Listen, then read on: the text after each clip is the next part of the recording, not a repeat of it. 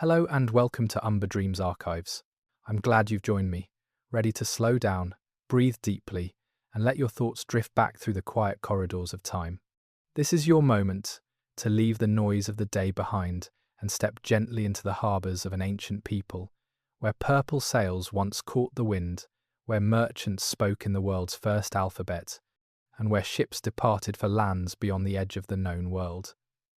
Each episode here isn't just about dates and battles, it's about the lives lived, the innovations lost to time, the civilizations erased by their enemies, yet still speaking to us through the letters we write today.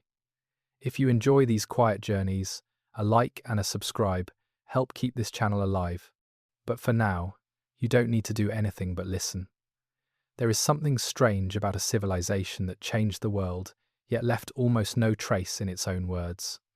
The Phoenicians, masters of the ancient Mediterranean, inventors of the alphabet that would become the foundation of nearly every writing system in the Western world, sailed from the coast of Lebanon to the edges of the known world, founded cities from Cyprus to Carthage, from Sicily to Spain, controlled trade routes that connected 3 continents, developed technologies that would be used for centuries after they disappeared. And yet they wrote almost nothing about themselves. Or if they did, it was destroyed so thoroughly that we must reconstruct their story from the words of their enemies, from archaeological fragments, from the silence where their voices should be. The name itself, Phoenician, was not their own. It comes from the Greek word phoenix, meaning purple or crimson, a reference to the famous purple dye they produced from murex sea snails, a dye so valuable that it became synonymous with royalty, so expensive that only kings and emperors could afford garments coloured with it. The Phoenicians called themselves Canaanites, identifying with the ancient land of Canaan, the coastal strip of the Levant, where their cities clustered, places with names that echo through history: Tyre and Sidon, Byblos and Berytus, cities that were old when Rome was founded, cities that would outlast empires. From these narrow coastal plains, squeezed between the Mediterranean Sea and the mountains of Lebanon, the Phoenicians built something unprecedented, a maritime commercial network that spanned the known world.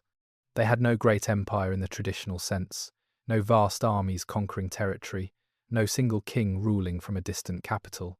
Instead, they had ships, hundreds of them, perhaps thousands, vessels that could sail out of sight of land, that could navigate by stars, that could weather storms, that would destroy lesser craft. They had knowledge of currents and winds, of harbours and coastlines, of where to find tin and silver, ivory and amber, wheat and wine. And they had something else, something that would outlive their cities and their ships, something so fundamental to civilization that we use it every day without thinking: the alphabet.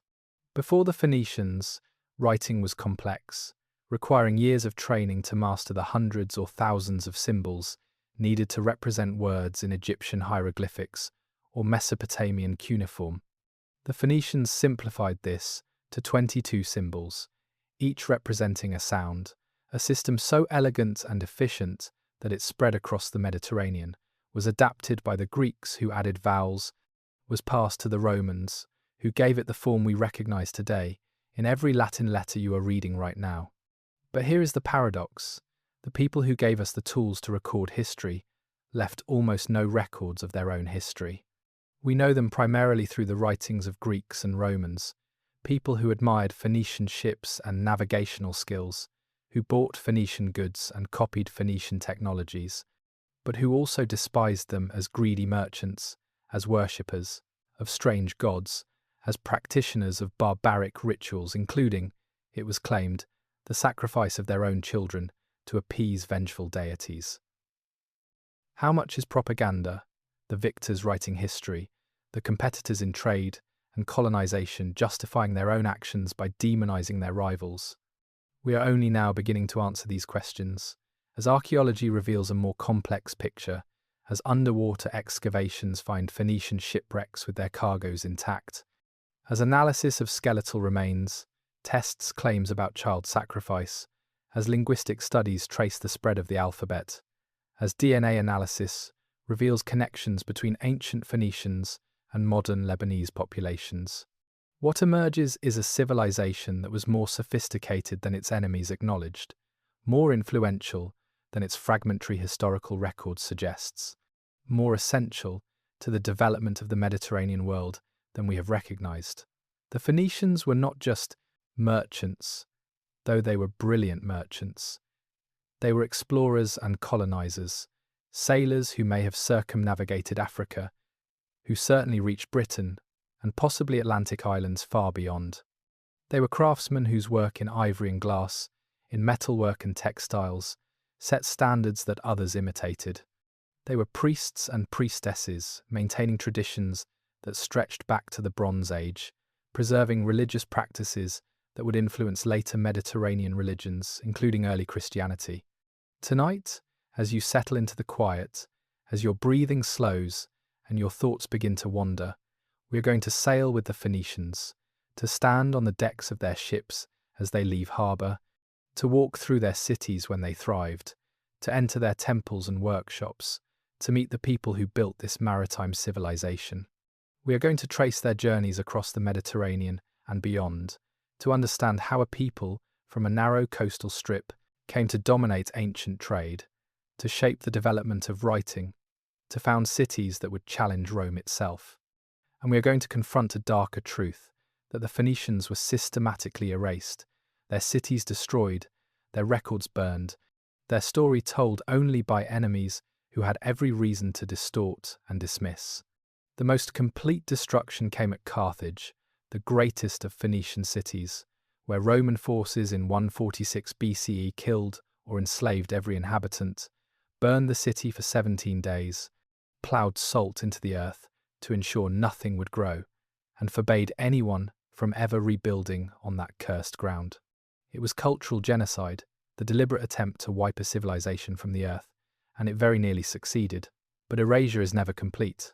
The alphabet survived, the shipbuilding techniques survived, the trade routes survived, the genetic heritage survived.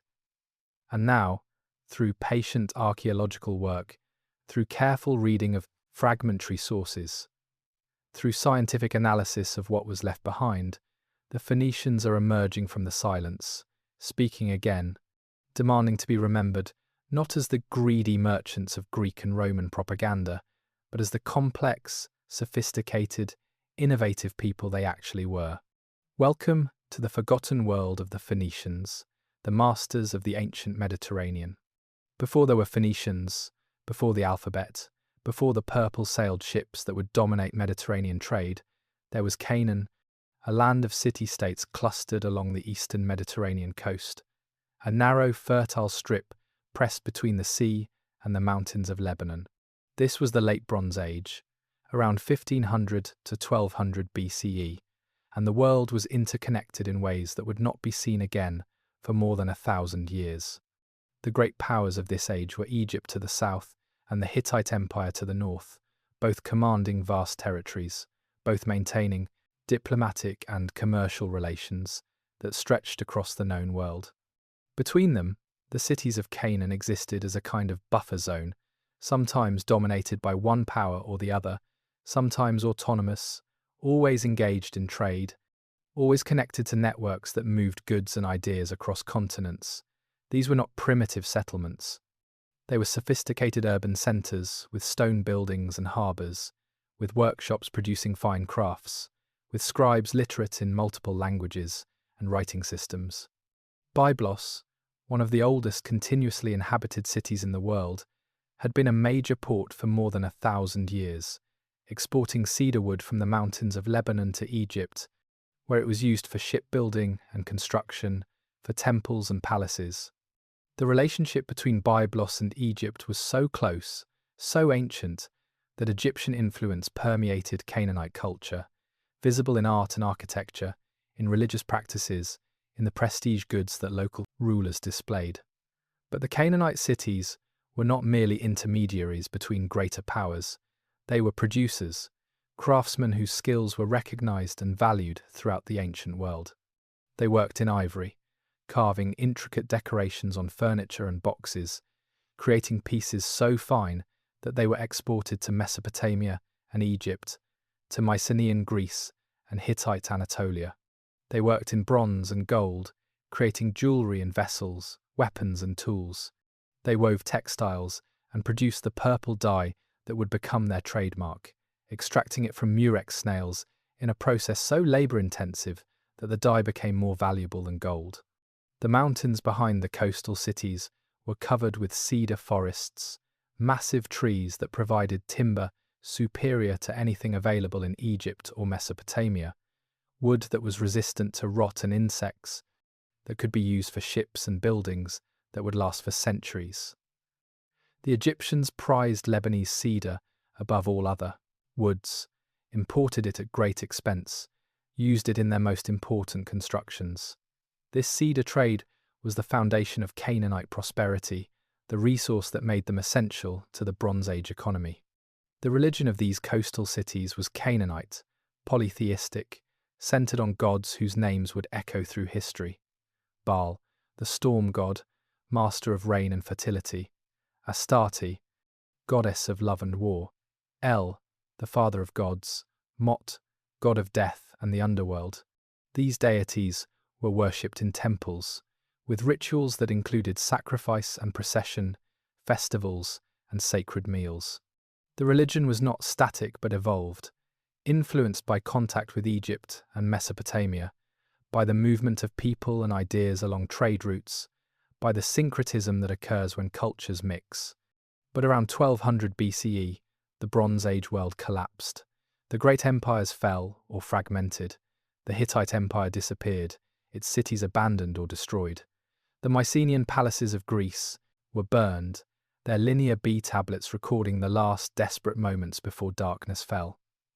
Egypt survived but withdrew, weakened, no longer able to project power abroad. Trade routes were disrupted, cities were destroyed, populations declined. The reasons for this collapse are still debated, possibly climate change, possibly invasions by mysterious sea peoples, possibly internal rebellions, possibly all of these and more. What is certain is that the interconnected Bronze Age world shattered and centuries of chaos followed.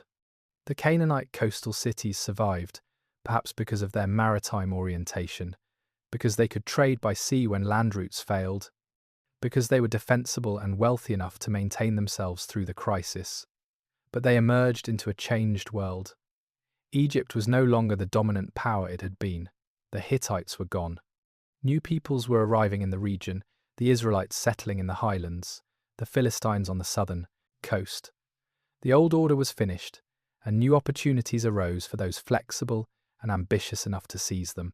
This was the world that would give birth to the Phoenician civilization, a world where the old empires no longer dominated trade, where maritime commerce became more important as land routes remained dangerous, where the skills developed over centuries of living on the coast, of building ships and navigating by stars, suddenly became extraordinarily valuable. The cities that would become known as Phoenician, Tyre and Sidon, and Byblos and others, were perfectly positioned to take advantage of this new world. The transition was not sudden. There was no moment when Canaanites became Phoenicians, no declaration or conquest that marked the change. It was gradual, a cultural evolution driven by changing circumstances, by the need to adapt to a world without the old imperial structures, by the opportunities created by the collapse of the Bronze Age system. The cities became more independent, more focused on maritime trade, more willing to venture far from home to find the goods they needed, the markets they sought. The setting, then, was a world in transition, a world where old certainties had collapsed and new possibilities were emerging. The narrow coastal strip between the mountains and the sea, which had been a backwater of empires, became the launching point for a maritime civilization that would transform the Mediterranean, that would create a commercial network spanning 3 continents, that would develop technologies and innovations that would shape the ancient world and echo into our own time. The stage was set, the conditions prepared, the moment approaching when Canaanite sailors would become Phoenician masters of the sea. The modern discovery of the Phoenicians began not with excavation but with reading, with 19th century scholars poring over Greek and Roman texts, piecing together fragments of information about this mysterious, maritime people. But the ancient sources were problematic, written by competitors and eventually by conquerors, coloured by prejudice and propaganda, presenting a picture that was incomplete and often deliberately distorted. The Greeks wrote about Phoenicians with grudging admiration mixed with contempt. They acknowledged Phoenician skill in navigation and craftsmanship, recognized that the alphabet they used came from Phoenician sources, appreciated the quality of Phoenician goods. But they also stereotyped Phoenicians as greedy merchants interested only in profit, as untrustworthy traders who would cheat you if given the chance, as worshippers of barbaric gods who demanded human sacrifice. The word Phoenician in Greek literature often carried negative connotations, suggesting cunning and dishonesty rather than entrepreneurial skill. The Romans were harsher still, shaped by centuries of conflict with Carthage, the greatest of Phoenician cities. The Punic Wars, 3 devastating conflicts that threatened Rome's existence, created a hatred of Carthaginians specifically and Phoenicians generally that permeated Roman culture. When Rome finally destroyed Carthage in 146 BCE, it was not just military victory but cultural erasure, a determination to wipe the Phoenicians from history, to ensure they would be remembered only as Rome's greatest enemy, as the people who nearly prevented Rome's rise to dominance. So, when European scholars in the 18th and 19th centuries began to study ancient history, the Phoenicians were a problem. A people known primarily through hostile sources, whose own records seemed not to exist, whose cities were buried under meters of later occupation or had disappeared entirely. The investigation required archaeology, the careful excavation of ancient sites, the patient recovery of artifacts and inscriptions, the scientific analysis of what had been left behind. The first major discoveries came in the mid-19th century, when French archaeologist Ernest Renan excavated in Lebanon, particularly at Byblos, uncovering inscriptions in the Phoenician script, revealing harbour structures, finding evidence of the purple dye industry that had made the Phoenicians famous. Renan's work was pioneering but also destructive by modern standards, with little attention to stratigraphy or context, with artifacts removed from their original positions, with records inadequate for later analysis. But it established that Phoenician cities could be studied archaeologically, that material evidence existed that could complement and challenge the literary sources. Other excavations followed, at Sidon and Tyre, at Phoenician colonies in Cyprus and Sicily, in Sardinia and Spain. Each site added pieces to the puzzle, revealed aspects of Phoenician culture that the ancient texts had ignored or distorted. One of the most significant discoveries came from shipwrecks. Beginning in the 1960s, underwater archaeology emerged as a discipline, and shipwrecks from the Phoenician period began to be discovered and excavated. The most famous is the Uluburun shipwreck off the coast of Turkey, dated to around 1300 BCE, at the very end of the Bronze Age. Though the ship itself might not have been Phoenician, its cargo included materials and goods that would have been carried by Phoenician traders. Copper ingots from Cyprus, tin from Afghanistan, ivory from Africa, amber from the Baltic, ceramics from Canaan and Mycenaean Greece, ebony and gold and glass. The cargo revealed the extent and complexity of late Bronze Age trade, the networks that Phoenician merchants would inherit and expand. Later shipwrecks, definitively Phoenician, were found off the coasts of Spain and Israel, with amphoras containing wine and olive oil, with metal ingots, with the physical evidence of trade that the literary sources described but could not detail. These shipwrecks are time capsules, preserving not just goods, but evidence of how they were transported, of shipbuilding techniques, of the routes and methods that made Phoenician commerce possible. The investigation also turned to the Phoenicians' greatest colony, Carthage.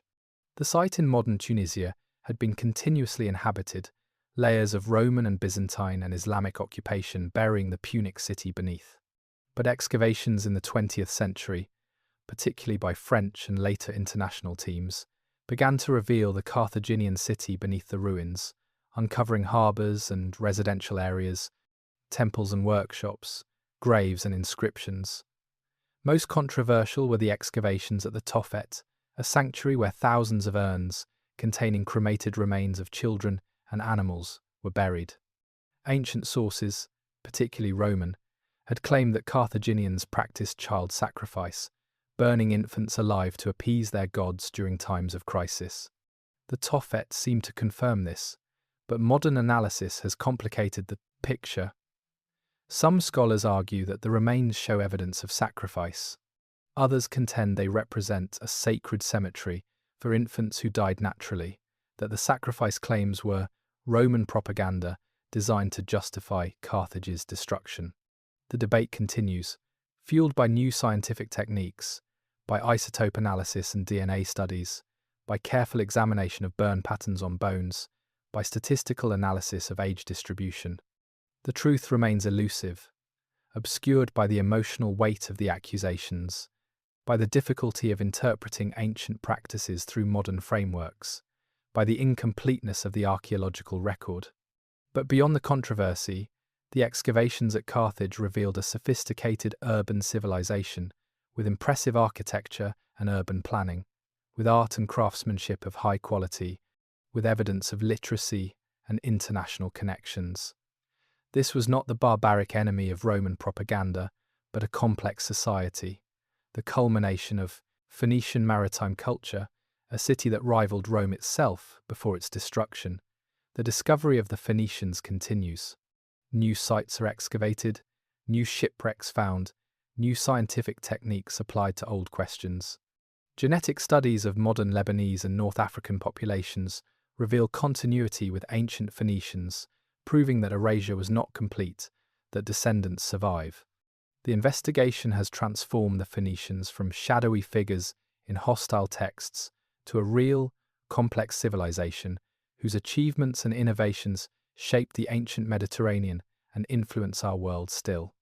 When 19th century Europeans began seriously studying the Phoenicians, their response was complicated by 2,000 years of classical prejudice mixed with genuine archaeological wonder.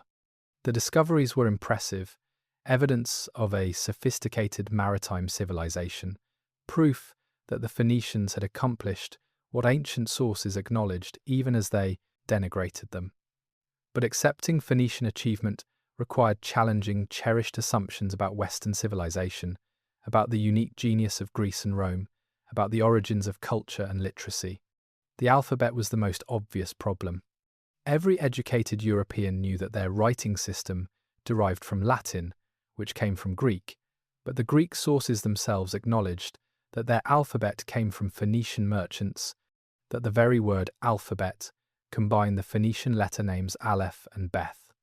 This meant that the foundation of Western literacy, the tool that had preserved Homer and Plato, the Bible and Roman law, had been invented not by Greeks or any European people, but by Semitic merchants from the Levantine coast. Some scholars tried to minimize this debt, arguing that the Phoenician contribution was minor, that the Greeks had fundamentally transformed the alphabet by adding vowels, that true literacy only began with Greek adaptations. This was technically true, but missed the revolutionary nature of the Phoenician innovation. The reduction of writing from thousands of complex symbols to 22 simple letters representing sounds, an innovation so elegant and efficient that it made literacy potentially accessible to anyone, not just specialized scribes trained from childhood. Others acknowledged Phoenician priority but characterized it as accidental, as the work of practical merchants who needed a simple system for keeping accounts, not the product of intellectual sophistication.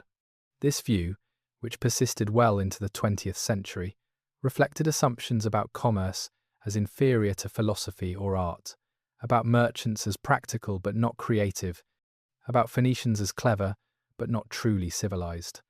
The archaeological evidence of Phoenician craftsmanship also generated mixed responses. The ivory carvings, the metalwork, the glass production, the textile industry, all demonstrated skill and artistry of high quality. But European scholars often characterize Phoenician art as derivative, as copying Egyptian and Mesopotamian styles without true originality, as eclectic rather than innovative, as commercial rather than inspired. The fact that Phoenician craftsmen incorporated diverse influences, that they created hybrid styles blending elements from multiple traditions, was seen as proof of lack of originality rather than as evidence of cosmopolitan sophistication and creative synthesis. This reflected deeper biases about civilization and race. The 19th and early 20th centuries were dominated by racial theories that ranked peoples and cultures hierarchically, that saw civilization as primarily a European and to a lesser extent an Asian achievement, that viewed Semitic peoples, including Phoenicians, as lesser, as capable of imitation but not innovation, of commerce but not culture. These theories, now thoroughly discredited, shaped how Phoenician achievements were interpreted and minimized. The claims about child sacrifice generated particular horror and confirmed prejudices about Phoenician barbarism. Classical sources had described the practice, called it Molk or Moloch, claimed that Phoenicians burned their own children as offerings to Baal and Tanit, especially during crises when they needed divine intervention. When excavations at Carthage uncovered the Tophet with its urns of cremated infant remains, it seemed to confirm the worst accusations. European scholars responded with horrified fascination, using the evidence to justify characterizations of Phoenicians as barbaric, as morally inferior, as practitioners of a religion so cruel it deserved to be destroyed. The fact that Rome had systematically erased Carthage was presented not as cultural genocide, but as righteous elimination of an evil practice, as civilization triumphing over barbarism. This interpretation ignored the complexity of the evidence, the possibility that the Tophet might be a cemetery rather than a site of sacrifice, the fact that infant mortality was high in the ancient world, and special burial rites for dead children were common in many cultures. But there was also genuine wonder at what was being discovered. The extent of Phoenician navigation impressed even skeptical scholars. Evidence that Phoenicians had sailed to Britain for tin, had established colonies throughout the western Mediterranean, had circumnavigated Africa, according to Herodotus, suggested capabilities far beyond what most 19th century scholars had expected from an ancient people. The ships revealed in underwater archaeology and in artistic representations showed sophisticated design, vessels capable of long sea voyages, of carrying substantial cargo, of navigating by stars when out of sight of land.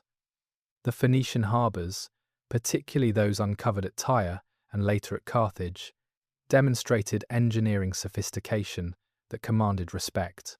These were not simple beaches where ships were dragged ashore, but complex artificial harbours with moles and breakwaters, with dry docks for ship construction and repair, with warehouses for storing goods. The circular harbour at Carthage, described by ancient sources and confirmed by archaeology, was an engineering marvel, capable of accommodating dozens of ships, with a central island serving as naval headquarters.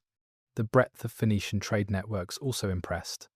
Evidence of Phoenician goods found from Britain to East Africa, from the Atlantic coast of Spain to the Persian Gulf, revealed a commercial reach that rivaled the Roman Empire at its height. This was not the work of simple traders, but of sophisticated merchants who understood markets, who could organize complex logistics, who could maintain trade relations across vast distances and diverse cultures. So the first response was contradictory: wonder at Phoenician achievements, mixed with skepticism about their significance, acknowledgement of their skills, combined with characterization of those skills as merely practical rather than truly civilized, fascination with their reach across the Mediterranean tempered by assumptions about their moral and cultural inferiority. This ambivalence reflected deeper tensions in how Europeans understood their own history, how they defined civilization, whose achievements they were willing to celebrate, and whose they preferred to minimize. The Phoenicians were too important to ignore, but too foreign, too Semitic, too commercial, to fully embrace as ancestors of Western civilization. The legends told about the Phoenicians by Greek and Roman writers paint a picture of greedy merchants obsessed with profit, of cunning traders who would deceive anyone for gain, of priests who demanded the blood of innocent children to appease cruel gods. These stories were repeated so often, across so many centuries that they became accepted as truth, became the lens through which Phoenician civilization was understood even by modern scholars who should have known better. But the reality, revealed through archaeology and careful analysis of the evidence, contradicts the legends in fundamental ways. The stereotype of the greedy merchant appears throughout Greek literature. Homer described Phoenician traders as deceptive, as kidnappers who lured people onto their ships with beautiful goods, then sailed away with their victims to sell as slaves. Later Greek writers maintain this characterization, using Phoenician as synonymous with cunning and untrustworthiness, warning against doing business with them, portraying them as interested only in profit, with no sense of honor or fair dealing. But the reality was different. Trade in the ancient Mediterranean required trust, required long-term relationships, required reputation and reliability. A merchant known for cheating customers would quickly find himself excluded from networks, unable to arrange credit, unwelcome in ports. The Phoenicians dominated Mediterranean trade for centuries, something impossible if they were as dishonest as Greek writers claimed. Their success required exactly the opposite: trustworthiness, fair dealing, ability to honor agreements, reputation for quality goods, and honest weights. The archaeological evidence supports this. Phoenician goods are found across the Mediterranean and beyond, in contexts suggesting regular trade relationships, repeat business, established commercial networks. The standardization of amphora shapes, the consistent quality of purple-dyed textiles, the reliability of metalwork and crafts, all suggest merchants who understood that reputation mattered, that long-term success required honesty. The legends of Phoenician deception tell us more about Greek commercial rivalry, about the resentment of competitors who lost business to more successful Phoenician traders, than about actual Phoenician behavior. The legend of child sacrifice is more complex and more disturbing.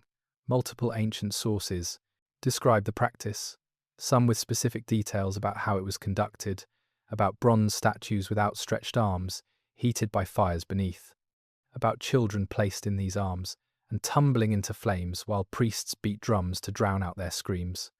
The consistency of these accounts, their appearance across different times and authors, gave them credibility. And the discovery of the Tophet at Carthage, with thousands of urns containing cremated infant remains, seemed to confirm the worst. But the reality is more ambiguous. Modern analysis of the skeletal remains reveals that many, perhaps most, were stillborn or died shortly after birth from natural causes. The practice of cremating infant remains and burying them in sacred precincts is known from other ancient cultures that were not accused of sacrifice. The urns often contain animal remains mixed with human, suggesting that animals were sometimes substituted, that the ritual may have been primarily symbolic rather than literally involving living children. Some remains do show characteristics consistent with healthy children who died violently, and the debate continues. But even if some form of child sacrifice occurred during extreme crises, it was not the routine practice Roman propaganda suggested, not the casual barbarism that justified Carthage's destruction. The Romans themselves practiced infant exposure, abandoning unwanted children to die, a practice arguably more cruel than ritual sacrifice, because it was routine and hidden rather than sacred and acknowledged. The accusations against Phoenicians served Roman purposes, provided moral justification for conquest and destruction, allowed Romans to position themselves as civilizers eliminating barbarism. The legend of Phoenician impiety, of worship of strange and cruel gods, contradicts the evidence of sincere religious devotion. The temples uncovered at Phoenician sites were elaborate and well-maintained, suggesting communities that valued worship, that invested resources in honoring their deities. The votive offerings found in temples, the inscriptions recording dedications and prayers, the evidence of festivals and processions, all demonstrate a religious life that was rich and meaningful to participants, not the barbaric cult of propaganda. The Phoenician gods, Baal and Astarte, El and Tanit, were not demons but deities, similar to those worshipped throughout the ancient Near East, gods of storm and fertility, of love and war, of death and renewal. The rituals might have seemed strange to Greeks and Romans, but all religious practices seem strange to outsiders. The Phoenician religion was no more cruel than others in the ancient world, no more barbaric than Greek sacrifice of hundreds of animals or Roman gladiatorial games where humans killed each other for entertainment.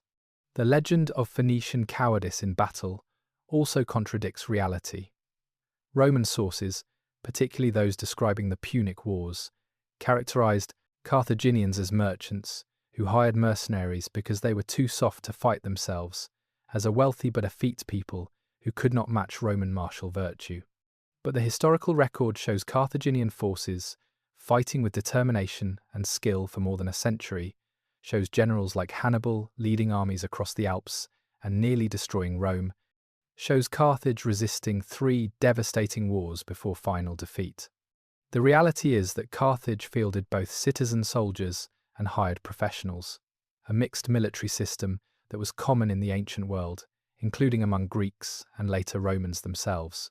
The characterization of Carthaginians as cowardly merchants hiding behind mercenaries was propaganda designed to diminish their achievements, to make Roman victory seem inevitable, to deny that Carthage had nearly won, that Rome's survival was often uncertain, that the conflict could have gone either way.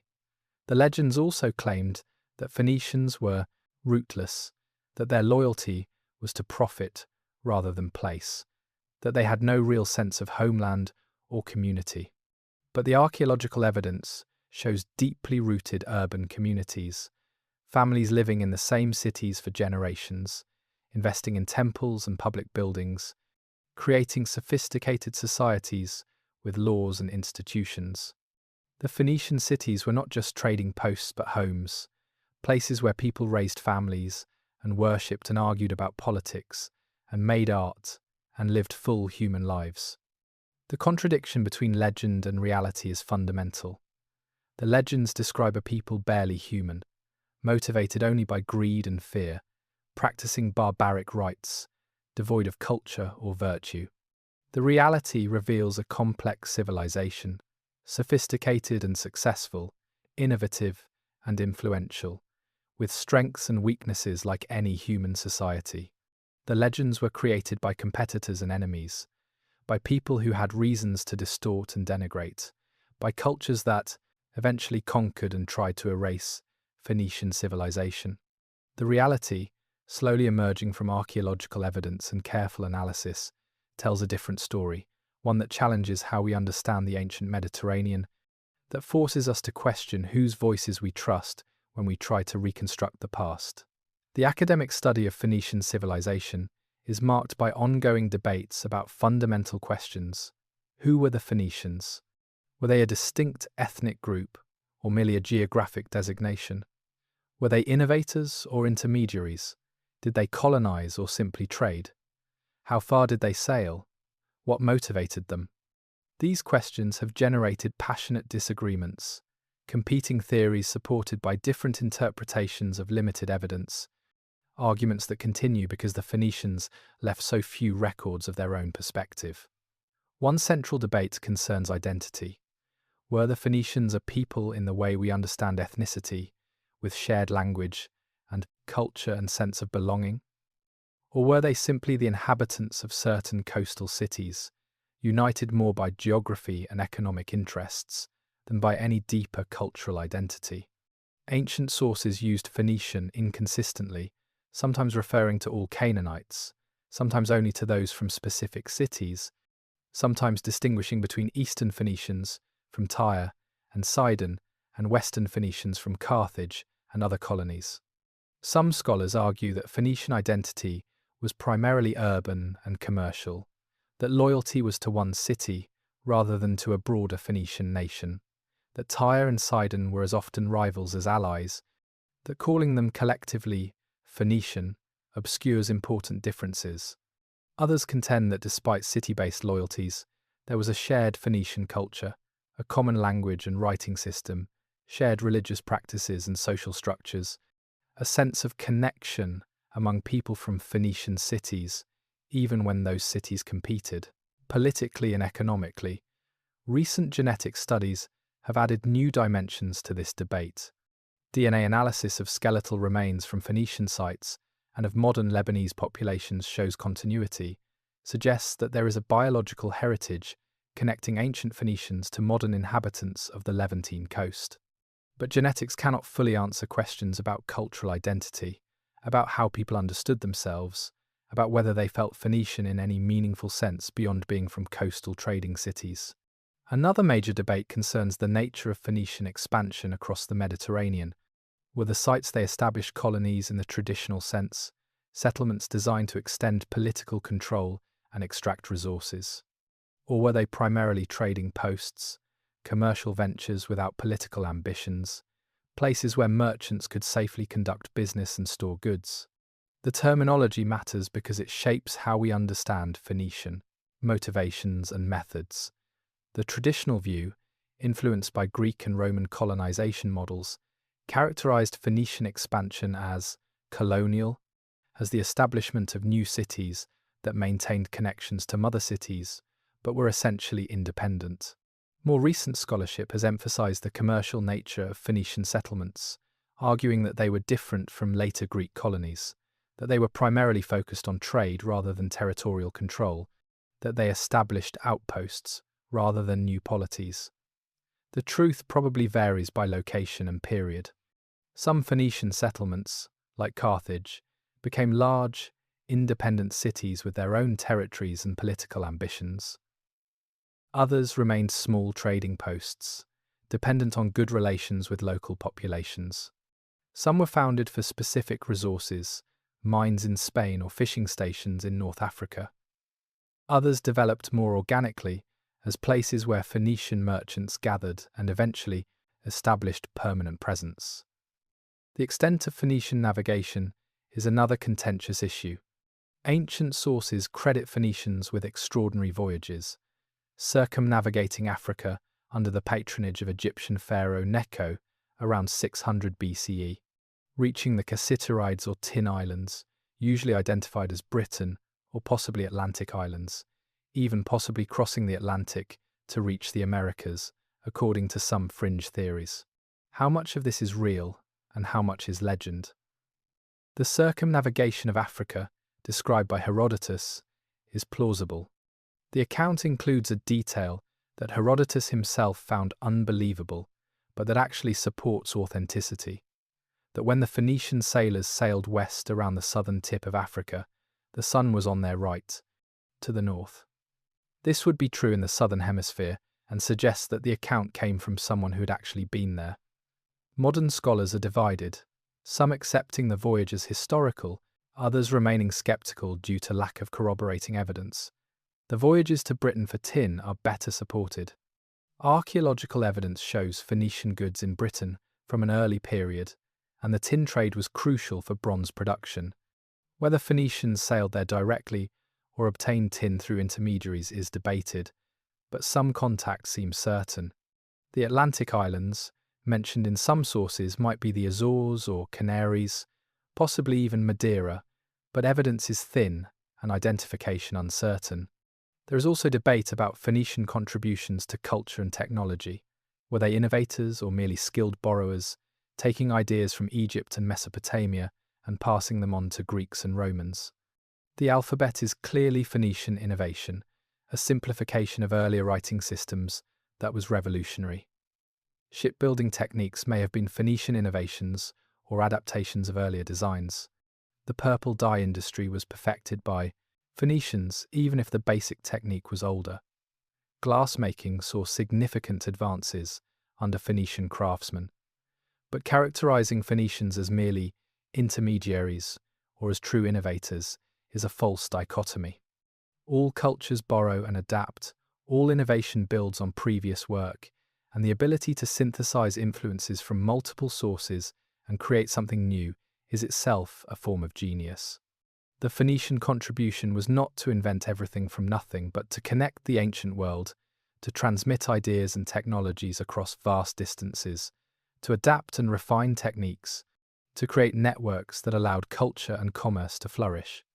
Perhaps the most profound debate is about how to interpret the silence, the absence of Phoenician voices in the historical record. Some scholars argue that this silence is itself evidence of Phoenician character, that they were practical merchants uninterested in glory or literary legacy, focused on profit rather than posterity. Others maintain that the silence is evidence of destruction, that Phoenicians did write their own histories and philosophies, but that these texts were systematically destroyed, particularly after Carthage fell and Rome erased Phoenician culture. The debate continues, sometimes heated, always complicated by inadequate evidence and by the weight of 2 millennia of prejudice. But the arguments themselves are valuable, forcing scholars to examine assumptions, to develop new methods, to look for new sources of evidence. Each new archaeological discovery, each scientific analysis, each careful reading of ancient texts adds detail, challenges previous theories, moves understanding forward. The Phoenicians may have been erased from history by their enemies, but scholarship is slowly recovering them, piece by piece, debate by debate, revelation by revelation. The modern investigation of Phoenician civilization is detective work on a massive scale, reconstructing a lost world from fragmentary clues, from shipwrecks buried in Mediterranean sands, from inscriptions carved in the alphabet they invented, from layers of occupation buried beneath modern cities, from chemical analysis of purple dye residues and genetic analysis of skeletal remains. It requires patience and creativity, expertise across multiple disciplines, willingness to challenge assumptions and follow evidence wherever it leads. The archaeological work has accelerated dramatically in recent decades, driven by new technologies and by political changes that made sites more accessible. Lebanon, Syria, Tunisia, Spain, Italy, all have conducted excavations at Phoenician sites, often in collaboration with international teams, revealing urban structures and religious complexes, harbours and workshops, the physical infrastructure of Phoenician civilization. At Tyre, excavations have uncovered the remains of the ancient city beneath the modern Lebanese town, revealing streets and buildings, temples and harbours dating to the Phoenician period. The work is difficult because Tyre has been continuously inhabited for more than 4,000 years, because later occupation buried and often destroyed earlier remains, because the site sits on what is now an isthmus, but was once an island, with coastlines shifted by millennia of sedimentation. But patient work has revealed pieces of the city that was once the greatest of Phoenician ports, the city that supplied purple dye to royalty across the ancient world. At Sidon, excavations have focused on the harbour area and on cemeteries, where elaborate sarcophagi reveal artistic sophistication and cultural connections. The Alexander sarcophagus, actually made for a Sidonian king despite its name, shows scenes of Alexander the Great in battle, carved with skill that rivals the finest Greek sculpture. It demonstrates that Phoenician cities, in the 4th century BCE, were deeply engaged with Hellenistic culture, that they commissioned works in Greek style while maintaining their own cultural identity. At Byblos, excavations have revealed one of the oldest cities in the world, with occupation layers stretching back to Neolithic times. The Phoenician period remains show the continuity of tradition, the deep roots of Phoenician culture in Bronze Age Canaan, the connections to Egypt that made Byblos wealthy for thousands of years.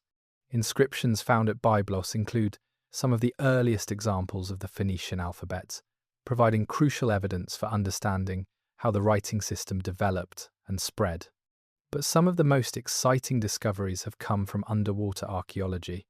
The Mediterranean seabed preserves shipwrecks and cargo, underwater structures and artifacts that escaped the destruction and looting that affected land sites. Beginning in the 1960s, scuba technology made these sites accessible, and systematic underwater surveys began locating and excavating shipwrecks from the Phoenician period. The ships themselves reveal construction techniques, show how Phoenicians built vessels capable of long voyages, how they arranged cargo, how they navigated. The remains are fragmentary. Wood preserves poorly even underwater, but enough survives to reconstruct hull shapes and joining methods to understand how Phoenician ships differed from Greek or Roman vessels. to appreciate the engineering that made them masters of the sea. The cargoes are even more revealing. Amphoras containing wine and olive oil, their contents sometimes still preserved, provide evidence of what was traded and where it came from. Metal ingots stamped with marks identifying source or owner, ceramic vessels from multiple regions mixed in single cargoes, exotic goods like elephant tusks and ostrich eggs, all paint pictures of complex trade networks, of ships carrying diverse cargoes assembled from multiple sources for delivery to multiple destinations. One particularly important discovery came off the coast of Israel, where a Phoenician shipwreck from around 400 BCE was found with its cargo intact. The ship carried hundreds of amphoras, iron anchors, stone grinding wheels, suggesting a merchant vessel engaged in regular coastal trade. Analysis of the amphoras revealed they contained wine from multiple regions, that the ship was collecting cargo from various ports, creating mixed loads for delivery to markets where all these products would be in demand. The investigation has also employed scientific techniques unknown to earlier generations of archaeologists. Chemical analysis of purple dye residues has revealed the exact species of murex snails used, confirmed ancient descriptions of the dyeing process, explained why Tyrian purple was so valuable and so difficult to produce. Isotope analysis of metal ingots has traced them to specific mines, revealed trade patterns, shown how metals from Spain and Cyprus and other regions were distributed across the Mediterranean. DNA analysis has been particularly revolutionary. By extracting and sequencing DNA from skeletal remains at Phoenician sites, researchers have traced genetic relationships between ancient Phoenicians and modern populations. A study published in 2017 analysed remains from Sidon and compared them to modern Lebanese DNA, finding significant continuity, proving that despite waves of invasion and cultural change, the genetic heritage of Phoenician civilization persists in the modern population. Linguistic analysis has traced the spread of the Phoenician alphabet, shown how it was adapted by Greeks and Arameans, how it evolved into multiple daughter scripts, how it eventually became the basis for most alphabetic writing systems in use today. Every time you write a letter, you are using a system invented by Phoenician scribes 3,000 years ago, adapted and modified, but fundamentally unchanged in its basic principle of representing sounds with simple symbols. The investigation has also involved careful reanalysis of classical texts, reading Greek and Roman sources with awareness of their biases, extracting reliable information while recognizing propaganda and prejudice. Scholars have developed methods for evaluating ancient claims, for distinguishing what ancient writers actually knew from what they assumed or invented, for using hostile sources carefully to reconstruct the civilizations they describe.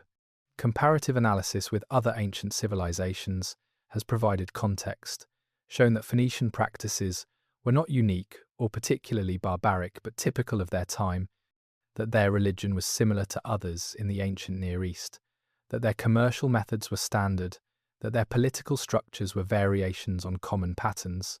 This contextualization has helped correct exaggerated claims about Phoenician exceptionalism in either direction, shown them as neither the paragons nor the demons of classical sources, but as complex humans navigating their historical moment.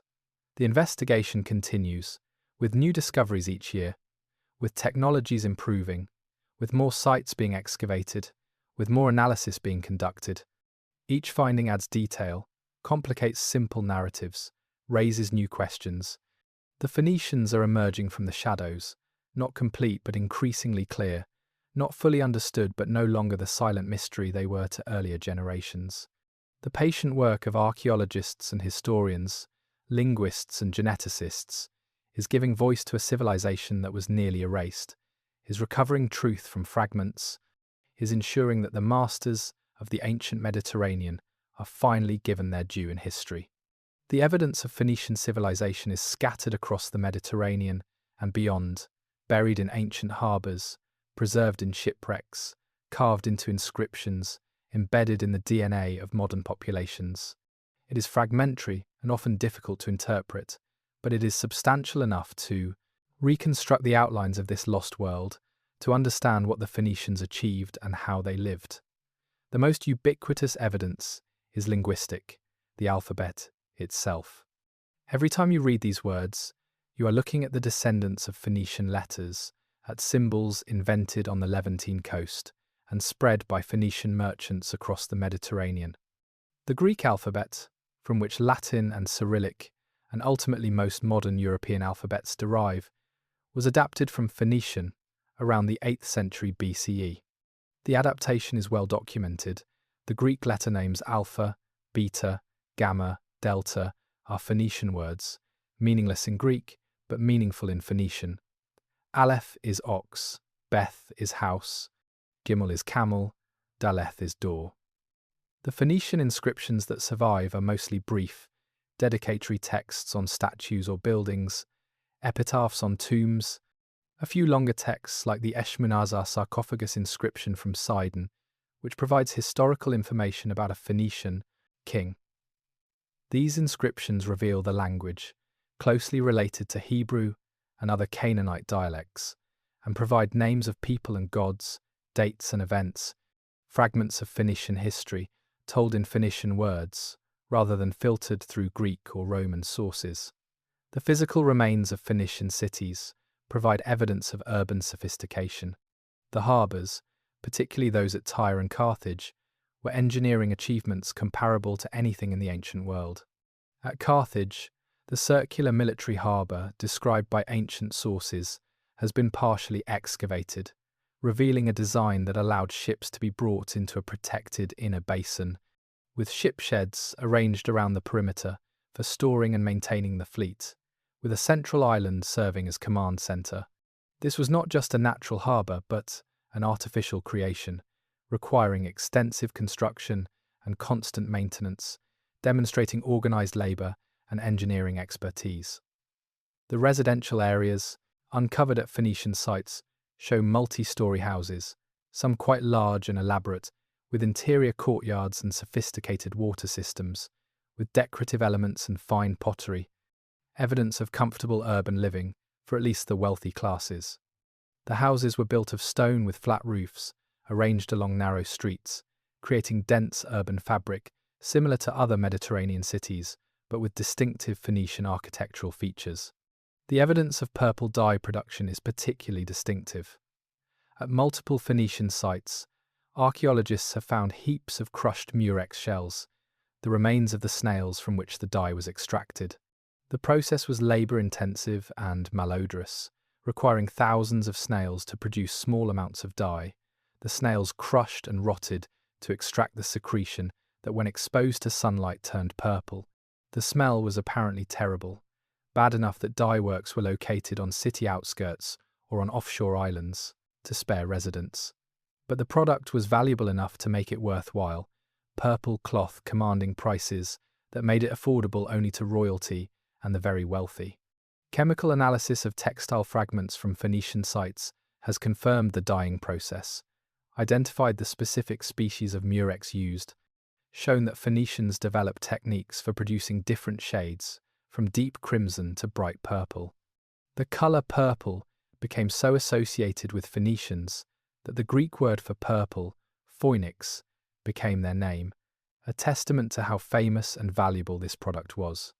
The evidence of trade is preserved in amphoras, the large ceramic jars used for transporting wine, oil, grain, and other commodities. Phoenician amphoras have distinctive shapes that evolved over time, allowing archaeologists to date sites and trace trade routes. They are found across the Mediterranean, in Spain and North Africa, in Sicily and Sardinia, in Greece and Egypt, physical evidence of commercial networks that connected diverse regions, that moved goods on a scale that would not be matched until Roman times. The cargoes carried by Phoenician ships are revealed by shipwreck excavations. Metal ingots, particularly copper and tin required for bronze production, show Phoenicians involved in the metal trade that was crucial to ancient economies. Ivory, carved and uncarved, demonstrates connections to Africa, where elephants provided tusks that Phoenician craftsmen would transform into decorative objects sold across the Mediterranean. Glass beads and vessels, made using techniques that Phoenicians helped develop, show another valuable trade good. Exotic items like ostrich eggs and amber from the Baltic reveal the extraordinary reach of Phoenician commerce. The religious evidence comes from temples and sanctuaries, from votive offerings and inscribed dedications, from the controversial remains at the Carthaginian Tophet. The temples were built in distinctive style, often with open courtyards where worshippers gathered, with sanctuaries containing cult statues, with altars for sacrifice. The votive offerings, small figurines and plaques left by worshippers, depict gods and worshippers, preserve prayers and dedications, show a religious life focused on seeking divine favor, on giving thanks for blessings received, on maintaining relationships with deities who controlled fertility and prosperity, war and weather. The artistic evidence, found in ivory carvings and metalwork, in seals and jewelry, in decorated pottery and sculpted sarcophagi, demonstrates sophisticated aesthetic traditions. Phoenician art is often characterized as eclectic, borrowing motifs from Egypt and Mesopotamia, from Anatolia and Greece, combining them in distinctive ways. But this eclecticism was not lack of originality but cosmopolitan sophistication, the artistic expression of people who travelled widely, who encountered diverse cultures, who synthesized influences into styles that were distinctively Phoenician even as they incorporated elements from elsewhere. The genetic evidence, newest and perhaps most surprising, comes from DNA extracted from skeletal remains at Phoenician sites and from analysis of modern Mediterranean populations. Studies have shown genetic continuity between ancient Phoenicians and modern Lebanese, demonstrated that Phoenician colonizers left genetic traces in Spain and North Africa and other regions where they settled. This evidence is still being analysed, its implications still being debated, but it proves that Phoenicians were not completely erased, that biological heritage persists even when cultural erasure seemed complete. All of this evidence, fragmentary as it is, paints a picture of sophisticated urban civilization, of skilled craftsmen and ambitious merchants, of sailors who mastered the Mediterranean and ventured beyond, of people who adapted and innovated, who connected the ancient world through trade and colonization, who left marks that persist 3,000 years later. The evidence is incomplete. We will never have a full picture. Too much was destroyed when Rome erased Carthage, and when subsequent centuries buried or scattered what remained. But what survives is enough, more than enough to prove that the Phoenicians mattered, that they shaped the ancient Mediterranean in fundamental ways, that their erasure from history was never complete, because the evidence, stubborn and undeniable, remains. The deeper mystery of Phoenician civilization is not about what they did, but about what they transmitted, not about their own achievements, but about their role in connecting the ancient world, in moving ideas and technologies across vast distances, in creating networks that allowed culture to flow and civilizations to learn from each other. What they never told us, what the hostile sources obscured, and what even modern scholarship sometimes underappreciates, is that the Phoenicians were cultural, transmitters on a scale unprecedented in the ancient world. The alphabet is the most obvious example, but its significance goes beyond the invention itself. The Phoenician alphabet did not stay in Phoenicia. It spread wherever Phoenician merchants travelled, was adapted by peoples across the Mediterranean and Near East, became the foundation for writing systems that would preserve the literatures and laws, the philosophies and religions that define Western civilization. Greek literature, Hebrew scriptures, Roman law, all were written in scripts derived from Phoenician letters. Without Phoenician transmission, literacy might have remained restricted to specialized scribes. Writing might have stayed complex and difficult, accessible only to elites. But the transmission went both ways and involved more than writing. Phoenicians absorbed influences from Egypt and Mesopotamia, from the great civilizations of the Bronze Age, then carried these influences west to peoples who had little or no direct contact with Eastern cultures. Artistic motifs, religious ideas, technological innovations, all moved along Phoenician trade routes, carried by merchants who were not just trading goods, but spreading culture. The evidence appears in unexpected places. Greek art of the archaic period, 700 to 500 BCE, shows clear Phoenician influence in its orientalizing style, in the use of Egyptian and Near Eastern motifs, in decorative patterns and creature designs that have no Greek precedent but are common in Phoenician art. This influence came through trade, through Greek encounters with Phoenician goods and craftsmen, through the movement of ideas along commercial networks that connected East and West. Religious transmission is harder to trace, but maybe even more significant. The Phoenician gods, Baal and Astarte, El and Tanit, had parallels across the ancient Near East, but also influenced Mediterranean religions in complex ways. Greek Aphrodite has clear connections to Phoenician Astarte, sharing attributes and cult practices. The worship of deities associated with fertility and the cycle of seasons, with death and resurrection, with sacred marriage and divine kingship. All these appear in Phoenician religion and in Greek mystery cults and eventually influence early Christianity. Some scholars argue that monotheism itself, the revolutionary idea that shaped Judaism and Christianity and Islam, has Phoenician connections, that the worship of El in Phoenician cities influenced neighboring Hebrew religion, that the development of monotheism cannot be understood without considering the religious context of the Canaanite coast. This is controversial, impossible to prove definitively with available evidence, but the connections are suggestive, the cultural exchange is undeniable. What they never told us is that Phoenicians also transmitted in the opposite direction, that they did not just carry Near Eastern culture west, but also carried Western goods and ideas east. Phoenician merchants brought Greek pottery to Levantine cities, introduced Western styles and tastes, facilitated cultural exchange that went both directions. They were not just conduits flowing one way, but connecting nodes in a network that allowed multiple civilizations to influence each other.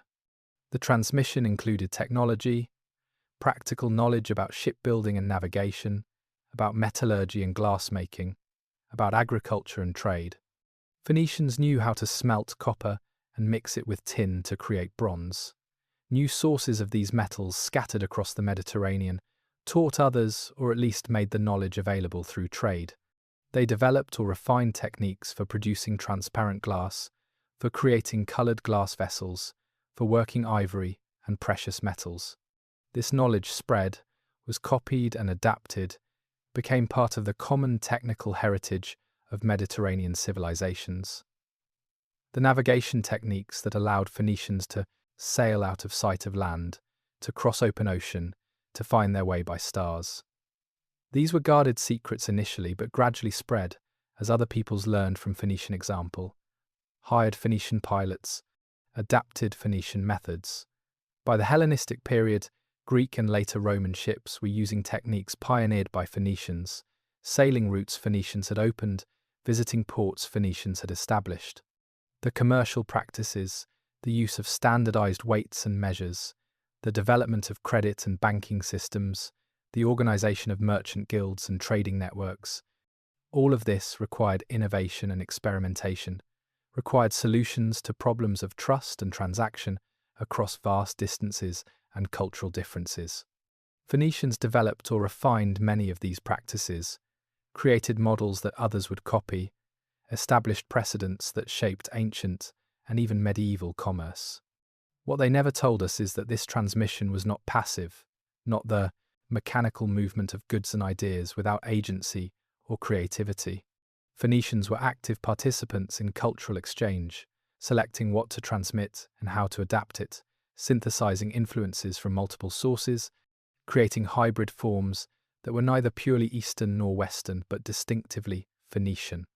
Their art is the clearest example, combining Egyptian hieratic style with Mesopotamian narrative traditions, with Aegean naturalism, creating objects that were valued precisely because they brought together diverse influences in sophisticated ways. The deeper mystery is about networks, about how information and influence moved in the ancient world before mass communication, before printing or even widespread literacy. Phoenician merchants were the nodes in this network, the people who physically carried goods and ideas from place to place, who translated between cultures, literally and figuratively, who made connections that allowed civilizations separated by geography, and language to influence each other. This role as cultural transmitter has been undervalued, partly because ancient sources emphasized Phoenician greed and dishonesty, partly because modern scholarship has often focused on political and military history rather than cultural and commercial connections, partly because the transmission itself is harder to document than physical artifacts or political events. But it may be the Phoenicians' most important contribution, more significant even than the alphabet, because it shaped how cultures interacted, how knowledge spread, how the ancient Mediterranean became an interconnected world rather than isolated civilizations. The deeper mystery, then, is about what world history would look like without Phoenician transmission, whether Greek philosophy would have developed the same way without access to Near Eastern ideas, whether Roman law would have taken the form it did without Phoenician commercial precedents, whether Christianity would have spread as it did without using the alphabet Phoenicians invented and the trade routes Phoenicians opened. These are unanswerable questions, but asking them reveals how central Phoenicians were to ancient Mediterranean development, how much we owe to people whose own story was largely erased, how incomplete our understanding of history remains when we exclude or minimize their role. Around 800 BCE, on a narrow strip of North African coast west of the Nile Delta, Phoenician colonists from Tyre began building a city that would transform their civilization forever. They called it Carthage, the new city, a name that Greeks would render as Carchedon and Romans as Carthago. This was not the first Phoenician settlement in the West. Colonies already existed in Sicily and Sardinia, in Spain and North Africa, scattered trading posts and safe harbours established over previous centuries. But Carthage was different, more ambitious, more organised, founded not just as a trading post, but as a true city, with its own identity and destiny. The traditional founding date, 814 BCE, comes from Roman sources that may or may not be accurate. Archaeology suggests the city was established sometime in the late 9th or early 8th century, close enough to the traditional date to suggest it preserves genuine tradition. The foundation legend, preserved by Roman writers, tells of Dido, a Tyrian princess who fled her homeland after her brother murdered her husband, who led followers to North Africa and bargained with local king Iarbas for land, who cleverly obtained more territory than the king intended by cutting an ox hide into thin strips and using it to enclose a large area, who built the citadel called Bursa, from the Greek word for ox hide, and established the city. The legend is certainly embellished, possibly invented entirely, but it preserves elements that may be historical. That Carthage was founded by colonists from Tyre, that the foundation involved negotiation with local populations, that the city had connections to Phoenician homeland, but was from the beginning independent, establishing its own identity, pursuing its own interests. The Oxhide story is too clever to be literal truth, but it captures something real about Carthage, about the use of intelligence and negotiation rather than force, about the careful establishment of legal claim to territory. The location was chosen carefully. Carthage sits on a promontory jutting into the Mediterranean, protected on three sides by water, with natural harbours that could accommodate large fleets, with agricultural hinterland that could support a growing population, with access to North African resources including agricultural products and eventually metals from deeper in the interior.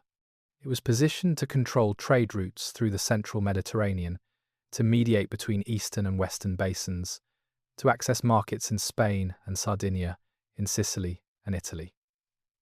The city grew quickly, attracting colonists not just from Tyre but from other Phoenician cities, from people seeking opportunity in a new land, from traders who saw advantages in having a major Phoenician city in the west. Within a few generations, Carthage was rivaling the mother city in population and wealth, was establishing its own colonies and trading networks, was becoming the centre of a Western Phoenician world that looked less and less to the east for leadership. This was the turning point, the moment when Phoenician civilization ceased to be centred on the Levantine coast and became truly Mediterranean, when political power shifted from Tyre and Sidon to Carthage, when the cultural centre moved west. The eastern cities remained important, continued their trade, maintained their traditions, but they increasingly fell under the control of Near Eastern empires, Assyria and Babylon, Persia, and eventually Alexander's successors. Carthage, distant and protected by the sea, remained independent, became the heir to Phoenician maritime tradition, the keeper of the cultural flame. The transformation was not just political but cultural. Carthaginian Phoenician, what Romans would call Punic, evolved differently from Eastern Phoenician, developed its own characteristics, absorbed North African influences, created hybrid forms that were distinctively Carthaginian. The religion maintained Phoenician gods but added new deities, particularly Tanit, who became Carthage's patron goddess, possibly of Libyan origin, adopted and integrated into Phoenician pantheon. The art and architecture showed similar synthesis, combining Phoenician traditions with North African and Greek influences. But Carthage also preserved and developed Phoenician maritime expertise, built fleets that controlled the western Mediterranean, established colonies and trading posts that extended Phoenician reach even further west. Carthaginian sailors explored the Atlantic coast of Africa, possibly reaching equatorial regions, according to a fragmentary account by Hanno the Navigator. They may have sailed north to Britain and beyond, seeking tin and amber, exploring routes that would not be regularly travelled again until medieval times. The economic transformation was equally significant.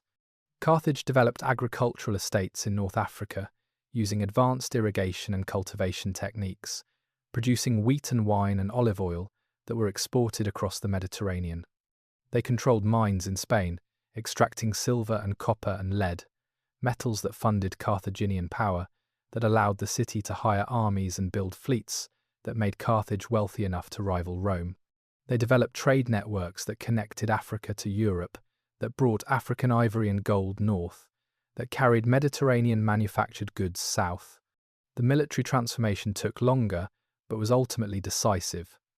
Initially, Carthage relied primarily on its fleet, on naval power that protected trade routes and defended colonies, on the ability to project power across the Mediterranean without maintaining large armies.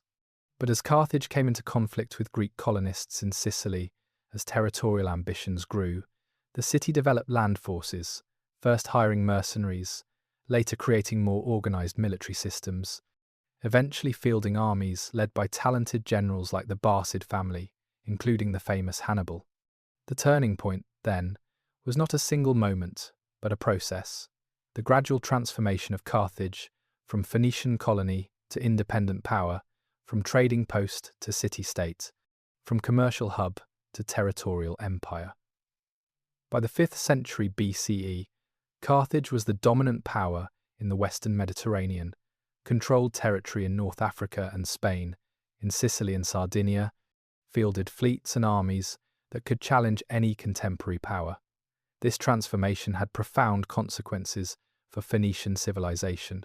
The eastern cities, increasingly dominated by Persian and then Hellenistic empires, became provincial, lost their independence and much of their cultural vitality. Carthage preserved Phoenician traditions in evolved form, became the place where Phoenician language and religion, art and culture continued to flourish, where Phoenician identity was maintained and adapted to new circumstances. When we speak of Phoenician achievement in the first millennium BCE, we are largely speaking of Carthage, of Punic culture, of the Western Phoenician world that Carthage created and dominated. But the turning point also set Carthage on a collision course with Rome, created the conditions for the Punic Wars that would end in Carthage's total destruction, in the erasure of Phoenician civilization from the Western Mediterranean. The rise of Carthage, its transformation from colony to empire, its control of trade and territory, its military power and commercial wealth, all of this made it Rome's greatest rival, made conflict inevitable, ensured that when Rome finally triumphed, the victory would be total, the vengeance complete, the erasure as thorough as Rome could make it. The turning point that made Carthage great also sealed its doom. The centuries following Carthage's rise as the Western Phoenician power were marked by expansion and conflict, by the development of a commercial empire that spanned the Western Mediterranean, by increasing tensions with Greek colonists in Sicily, and eventually with the rising power of Rome. These were the consequences of Carthage's success, the price and the prize of becoming the dominant maritime power, the inevitable conflicts that arise when ambitious states compete for the same resources, the same territories, the same control of trade routes that meant wealth and survival. In the 6th and 5th centuries BCE, Carthage expanded its control across North Africa, establishing territory that extended hundreds of miles along the coast and inland, agricultural regions that would feed the growing city. The expansion was not uniform conquest, but a complex process of treaties and alliances, of establishing colonies and trading posts, of gradual integration of local populations into a Carthaginian sphere of influence. The indigenous Libyans were sometimes allies, sometimes subjects, sometimes enemies, their relationship with Carthage shifting based on circumstances and personalities, on mutual advantage or conflict. The expansion also extended across the sea. Carthage controlled much of Sicily except for the Greek city-states on the eastern coast, controlled Sardinia and Corsica, controlled southern Spain with its valuable silver mines. This was an empire built on ships rather than roads, on naval power rather than territorial armies, on commercial advantage rather than administrative integration. The cities and territories controlled by Carthage maintained considerable autonomy, paid tribute, and provided military support, but were not incorporated into a unified political structure the way Roman provinces would be. The Greek cities of Sicily, particularly Syracuse, became Carthage's most persistent rivals and enemies. The competition was commercial, both powers seeking to control trade routes and resources, but it was also ideological. Greeks seeing Carthaginians as barbarians, as Phoenician merchants, unworthy of controlling Greek lands, as worshippers of strange gods who practiced human sacrifice. The conflicts were long and devastating, fought across Sicily for generations, neither side able to achieve decisive victory, both exhausting resources in endless warfare. In 410 BCE, Carthaginian forces under Hannibal Margo sacked the Greek city of Selinus, then captured Himera, slaughtering thousands, beginning a period of Carthaginian expansion in Sicily that terrified Greek cities and prompted calls for help to Greece itself. The Carthaginians seemed unstoppable, their armies recruited from across their empire, combining North African troops with Spanish mercenaries, with Ligurians and Gauls, with Greek defectors. But Syracuse resisted, led by tyrants like Dionysius and later Agathocles, who proved brilliant military leaders, who checked Carthaginian expansion, who even invaded North Africa itself in a desperate but ultimately unsuccessful attempt to destroy Carthage. The wars in Sicily defined Carthaginian military development, forced the creation of professional armies, led to innovations in tactics and strategy, produced talented generals, but they also drained resources, created enemies, established Carthage's reputation as a power willing to use extreme violence, as a threat to Greek civilization that needed to be contained or destroyed. The propaganda from these wars, the Greek accounts of Carthaginian cruelty and barbarism, would shape how Carthage was perceived for centuries, would provide Romans with justification for their own later wars of extermination. Mid-3rd century BCE, Carthage had reached its greatest extent, controlled territories across 3 continents, commanded fleets that dominated the Western Mediterranean, possessed wealth from Spanish mines that made it one of the richest cities in the world. But this success had created a rival, had drawn the attention of Rome, a city in Italy that was expanding its own power, that had unified the Italian peninsula, that was looking beyond Italy for new conquests and new resources. The First Punic War, 264 to 241 BCE, began as a local conflict over Sicily, but became an existential struggle between the 2 greatest powers in the Western Mediterranean. Rome, traditionally a land power, built a fleet to challenge Carthaginian naval dominance, copied Carthaginian ship designs but added innovations, particularly the corvus, a boarding bridge that allowed Roman soldiers to turn naval battles into infantry combat where Rome had advantage. The war lasted 23 years, the longest continuous war in ancient history. To that point, fought primarily at sea and in Sicily, devastating to both sides. Carthage lost, forced to abandon Sicily except for the western tip, forced to pay massive indemnity, faced with internal rebellions from unpaid mercenaries and from subject peoples who saw weakness and opportunity. The mercenary war that followed was brutal, a conflict of desperation and atrocity, of cities massacred and armies destroyed, barely suppressed by Carthaginian forces under Hamilcar Barca. The war weakened Carthage, cost it control of Sardinia and Corsica, which Rome seized opportunistically, left the city diminished but still wealthy, still powerful, still dangerous. Hamilcar, seeking to rebuild Carthaginian power, turned to Spain, led expeditions to expand control, to open new silver mines, to recruit new armies.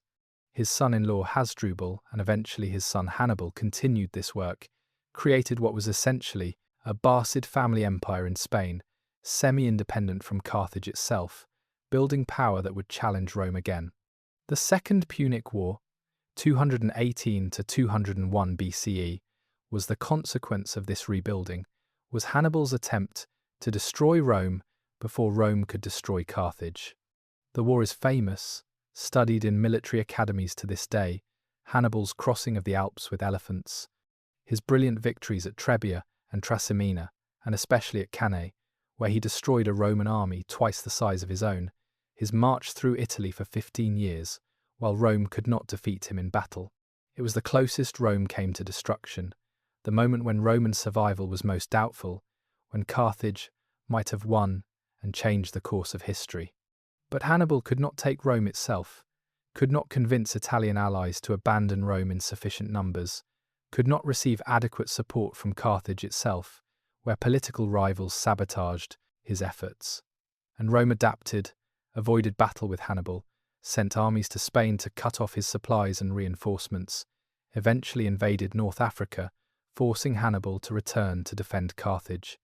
At Zama, in 202 BCE, the Roman general Scipio defeated Hannibal, forced Carthage to surrender, imposed terms that stripped Carthage of its empire, of its fleet, of its ability to wage war without Roman permission. The consequences of defeat were severe. Carthage lost all territories outside North Africa, was forbidden from maintaining a navy beyond fishing boats, had to pay crushing indemnity for 50 years. The city survived but was neutered, a commercial centre without political power, a wealthy city without military force, dependent on Roman goodwill for survival. For 50 years Carthage paid, rebuilt economically, prospered again through trade, became wealthy enough to offer to pay the remaining indemnity early. But prosperity without power was not enough to save. Rome watched Carthage rebuild with suspicion and fear, remembered how close they had come to defeat, feared a revival of Carthaginian military power. The Roman senator Cato ended every speech with the phrase, Carthago delenda est, Carthage must be destroyed, expressing the determination of Roman hardliners to finish what the Punic Wars had started, to eliminate the Carthaginian threat permanently and completely. The consequence of Carthage's rise, its transformation into Rome's greatest rival, its near victory in the Second Punic War, was that Rome would never feel safe while Carthage existed, would eventually demand total destruction, would wage a third war not for territory or resources, but for extermination. The impact of Phoenician civilization extends far beyond the ruins of their cities and the silence where their voices should be. It is embedded in the most fundamental tools of civilization, visible in technologies and practices so common we forget they had to be, invented, preserved in genetic heritage and linguistic traces, woven into the fabric of Mediterranean culture so thoroughly that extracting the Phoenician threads is nearly impossible. They shaped our world in ways both obvious and subtle, in contributions that are universally acknowledged and in influences that remain contested. The alphabet is the most undeniable impact, the gift that keeps giving, the innovation that changed human communication forever. Before Phoenician letters, Writing was the domain of specialists, scribes who trained for years to master complex systems of hundreds or thousands of symbols. Egyptian hieroglyphics required knowledge of phonetic, ideographic, and determinative signs. Mesopotamian cuneiform had more than 600 signs in its simpler forms, many more in earlier periods. These systems worked, preserved literature and law, recorded history and commerce, but they were difficult, expensive, exclusive. The Phoenician innovation was simplification, the reduction of writing to 22 consonant symbols. A system so simple a child could learn it in weeks, so efficient that it could represent any word in the language, so flexible that it could be adapted to other languages with minimal modification.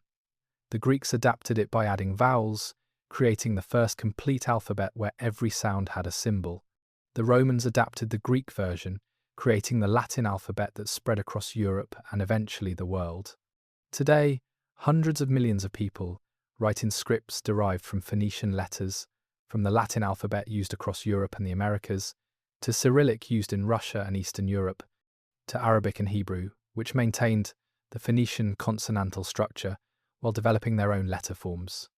The Thai and Tibetan scripts, the Armenian and Georgian alphabets, all trace their ancestry to Phoenician innovation.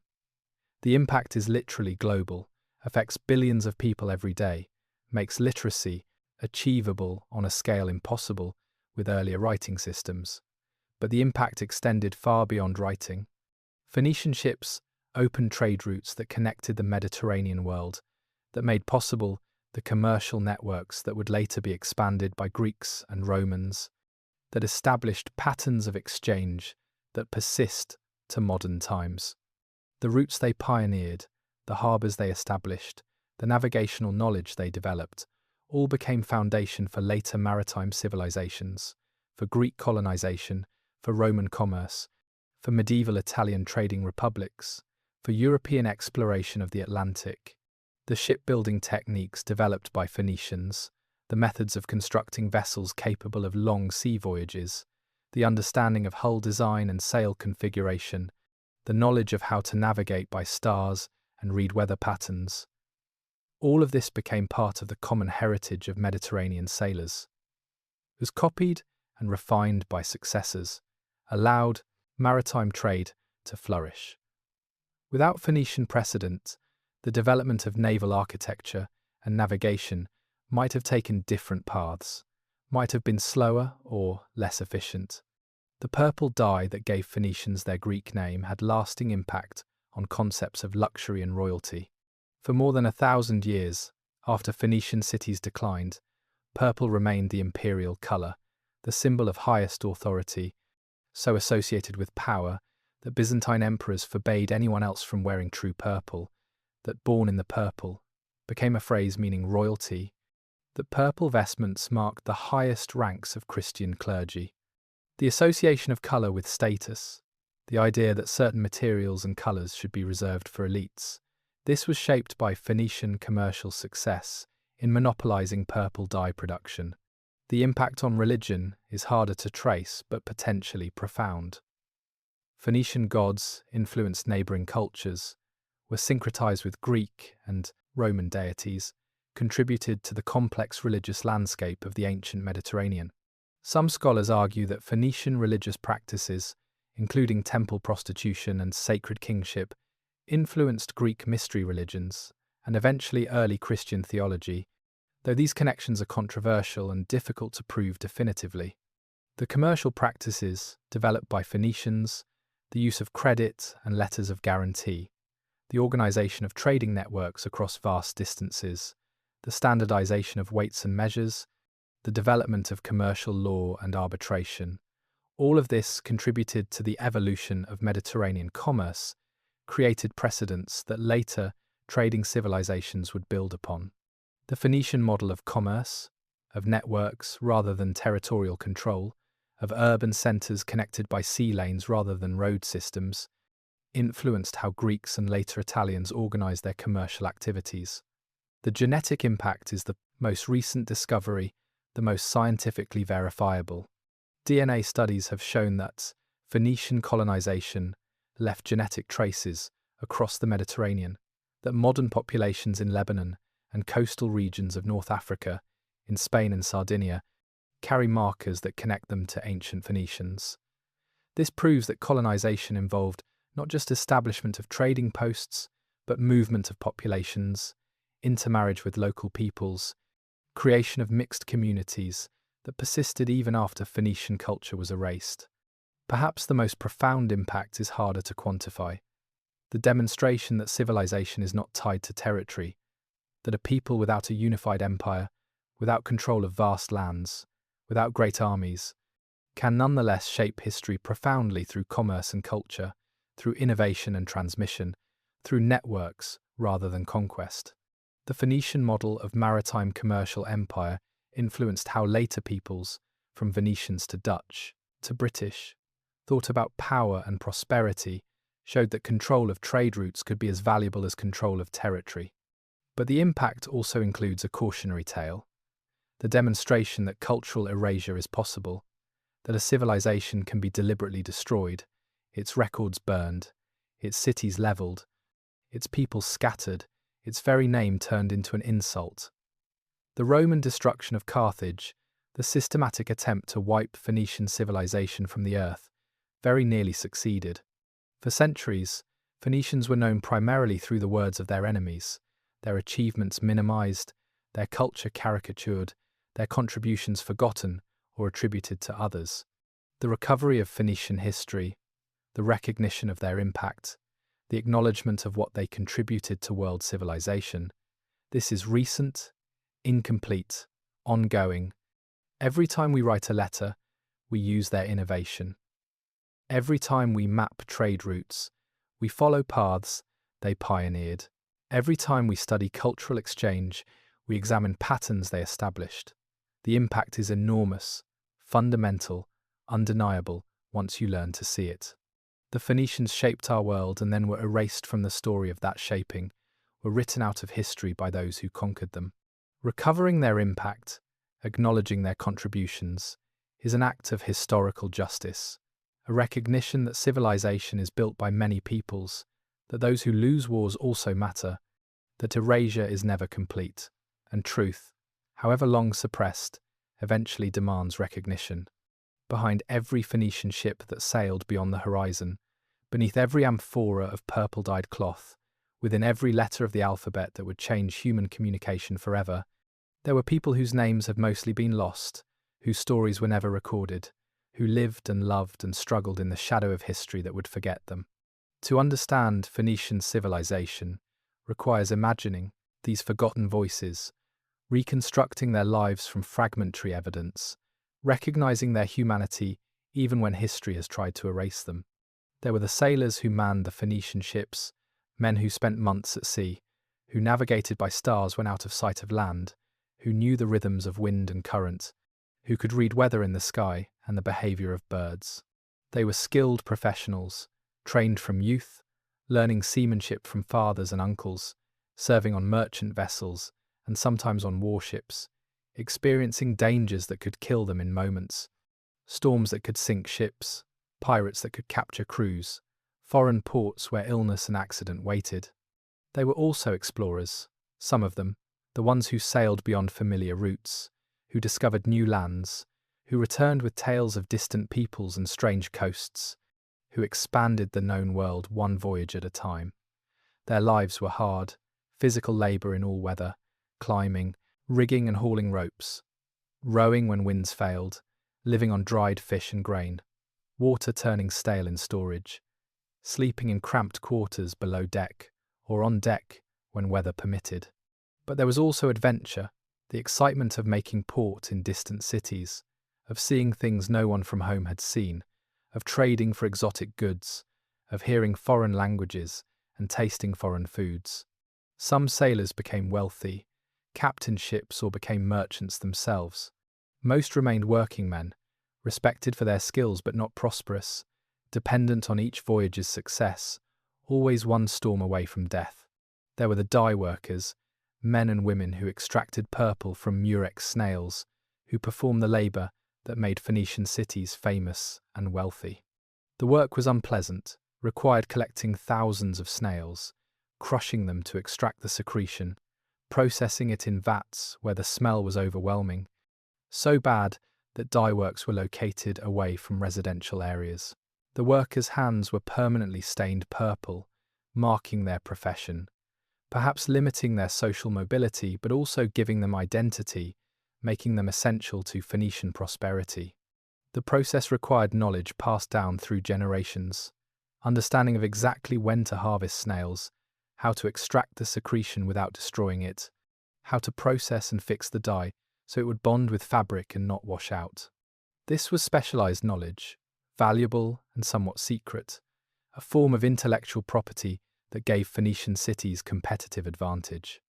The workers who possessed this knowledge were skilled craftspeople, not just laborers, but repositories of technical expertise that could not be easily replaced. There were the merchants who organized trade, who arranged cargoes and hired ships, who established relationships with partners in distant ports, who extended credit and negotiated prices, who took risks hoping for profits. Some were wealthy, owned ships and warehouses, controlled trade networks that spanned the Mediterranean. Others were modest, traders who handled a few goods, who travelled themselves rather than sending agents, who scraped by with small margins, always vulnerable to loss of cargo, to cheating partners, to changing markets. These merchants were cosmopolitan, spoke multiple languages, understood different customs and laws, negotiated across cultures. They were the human connections in Phoenician trade networks, the people who made commerce possible through personal relationships, through trust built over years of fair dealing, through reputation that could be destroyed by a single dishonest transaction. They carried not just goods, but information, news from distant cities, knowledge of political changes and economic opportunities, cultural influences that would shape their home cities. There were the women, largely invisible in historical records, but certainly essential to Phoenician society. Some were wealthy, wives, and daughters of merchants and ship owners, women who managed households and perhaps businesses, who arranged marriages and supervised servants, who commissioned votive offerings and participated in religious festivals. Others were workers, weavers and potters, food preparers and market sellers, women whose labour sustained daily life but was rarely considered worthy of recording. Some women held religious positions, served as priestesses in temples to Astarte or Tanit, performed rituals and maintained sacred spaces, possessed authority that came from divine service rather than economic or political power. The evidence is fragmentary but suggestive that women in Phoenician cities had more opportunities than in some neighbouring cultures, that they could own property and engage in commerce, that they were not completely excluded from public life, even if they were subordinate to men. There were the children growing up in Phoenician cities, playing in narrow streets, learning trades from parents, studying letters in schools or with tutors if their families could afford it. Some would become sailors or merchants, priests or craftspeople, continuing family traditions. Others would die young, disease and accident and warfare taking them before adulthood, contributing to the urns in cemeteries that archaeological excavations reveal, to the high infant mortality that was universal in the ancient world. The controversy about child sacrifice centres on these children, on whether some were ritually killed and whether this was religious practice or propaganda. The archaeological evidence is ambiguous. The skeletal remains hotly debated, the ancient accusations impossible to verify or refute definitively. What is certain is that children died from illness and accident and perhaps occasionally from ritual, and that their deaths mattered to parents who mourned them, who buried them with care, who left offerings and inscriptions that expressed grief and hope for afterlife. And there were the enslaved, present in Phoenician society as in all ancient societies, people whose freedom had been taken through warfare or debt or birth, who laboured without choice, who built the ships and worked the fields, who served in households and occasionally gained education and eventual freedom. Slavery in Phoenician cities was probably similar to slavery elsewhere in the ancient Mediterranean, varied in severity sometimes leading to manumission, always denying basic human autonomy, always involving exploitation that no amount of historical distance can excuse or minimize. All of these people, sailors and dye workers, merchants and women, children and the enslaved, they were Phoenician civilization. They were the humans behind the artifacts and inscriptions. They were the ones who actually lived the history that was recorded so incompletely, who created the culture that was erased so thoroughly. We will never know most of their names, never hear their own words describing their experiences, never fully understand what it meant to be Phoenician in the way they understood it. But we can acknowledge them, can recognize that history is made by ordinary people doing ordinary things, can resist the temptation to see ancient civilizations as just dates and kings and battles, can remember that behind every historical fact are human lives as real and as valuable as our own. Not everyone welcomed Phoenician ships arriving in their harbours. Not everyone accepted Phoenician settlements on their coasts. Not everyone appreciated the commercial networks that enriched Phoenician cities while potentially disadvantaging local producers. There was resistance, sometimes armed, sometimes commercial, sometimes cultural, from peoples and powers who saw Phoenicians as competitors or threats, who resented their success, who had their own ambitions for controlling trade and territory. This opposition shaped Phoenician history as much as their own achievements. Forced adaptations and innovations eventually contributed to their erasure. The most persistent opposition came from Greek colonists, who were simultaneously expanding across the Mediterranean, establishing their own settlements, seeking their own trading opportunities, competing for the same harbours and resources that Phoenicians sought. The Greeks and Phoenicians were not always enemies. Sometimes they traded peacefully, sometimes they cooperated, but fundamentally they were rivals, both people seeking to dominate Mediterranean commerce, both establishing colonial networks, both willing to use force when necessary to secure advantages. The competition was particularly intense in Sicily, where Greek cities controlled the eastern and southern coasts, while Carthage controlled the western regions. The border between these spheres shifted constantly, treaties made and broken, wars fought for control of strategic cities, neither side able to achieve complete dominance. The Greek city of Syracuse became Carthage's most determined enemy, its tyrants like Gelon and Dionysius building military power specifically to challenge Carthaginian expansion, portraying themselves as defenders of Greek civilization against Phoenician barbarism. This rivalry shaped Greek attitudes toward Phoenicians, created stereotypes that would persist for millennia. Greek writers characterized Phoenicians as greedy and untrustworthy, as merchants obsessed with profit who lacked Greek nobility and love of culture, as practitioners of barbaric religious rites, including human sacrifice. These characterizations served Greek interests, justified Greek colonial expansion, allowed Greeks to position themselves as civilizers, bringing culture to barbarous peoples. The fact that Phoenicians were often more successful commercially, that they dominated certain trade routes, that their goods were highly valued, only intensified Greek resentment. The great Near Eastern empires also opposed Phoenician independence, sought to control or extract tribute from the wealthy coastal cities. The Assyrian Empire, in the 8th and 7th centuries BCE, repeatedly campaigned in the Levant, besieged Phoenician cities, forced them to pay tribute, sometimes installed puppet rulers. Tyre was particularly resistant, withstood Assyrian sieges for years, maintained independence longer than neighbouring cities, but eventually submitted to overwhelming force. The Babylonians continued this pattern.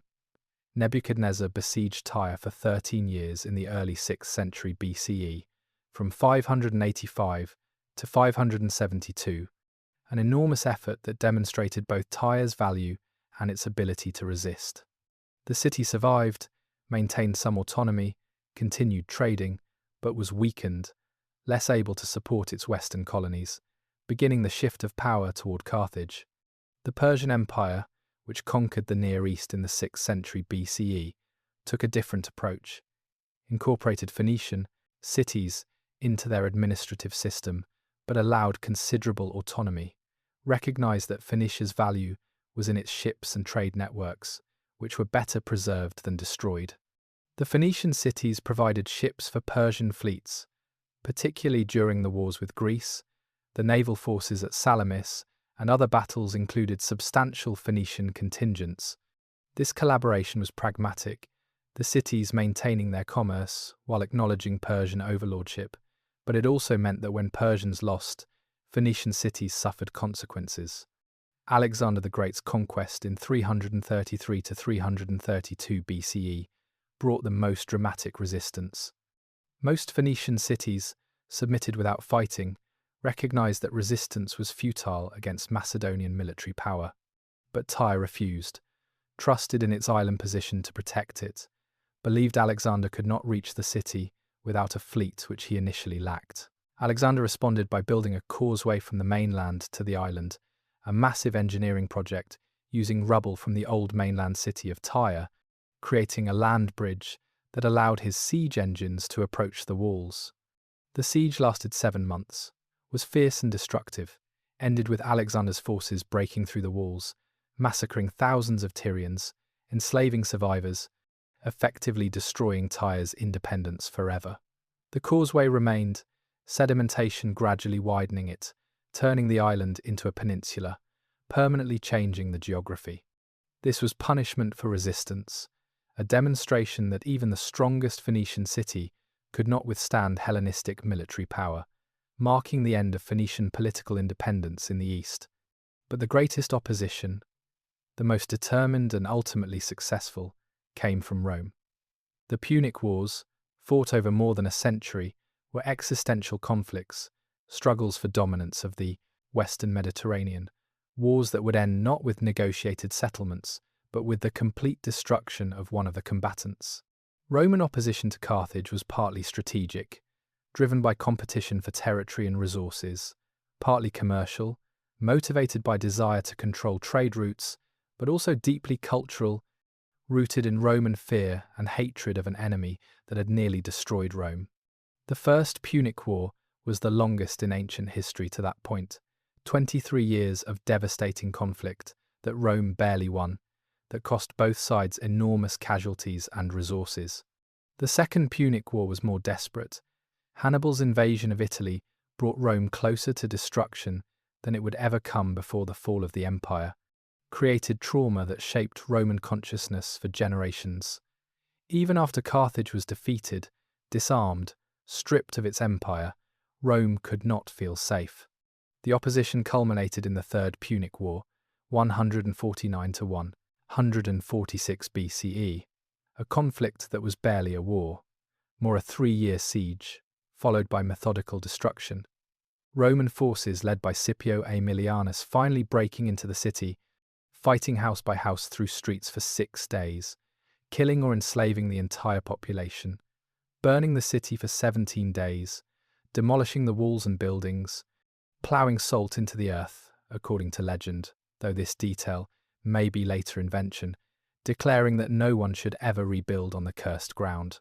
This was not just military victory but cultural genocide, the deliberate attempt to erase Carthage and Phoenician civilization from existence, to ensure they would be remembered only as Rome's defeated enemy, their achievements forgotten or attributed to others, their voices silenced forever.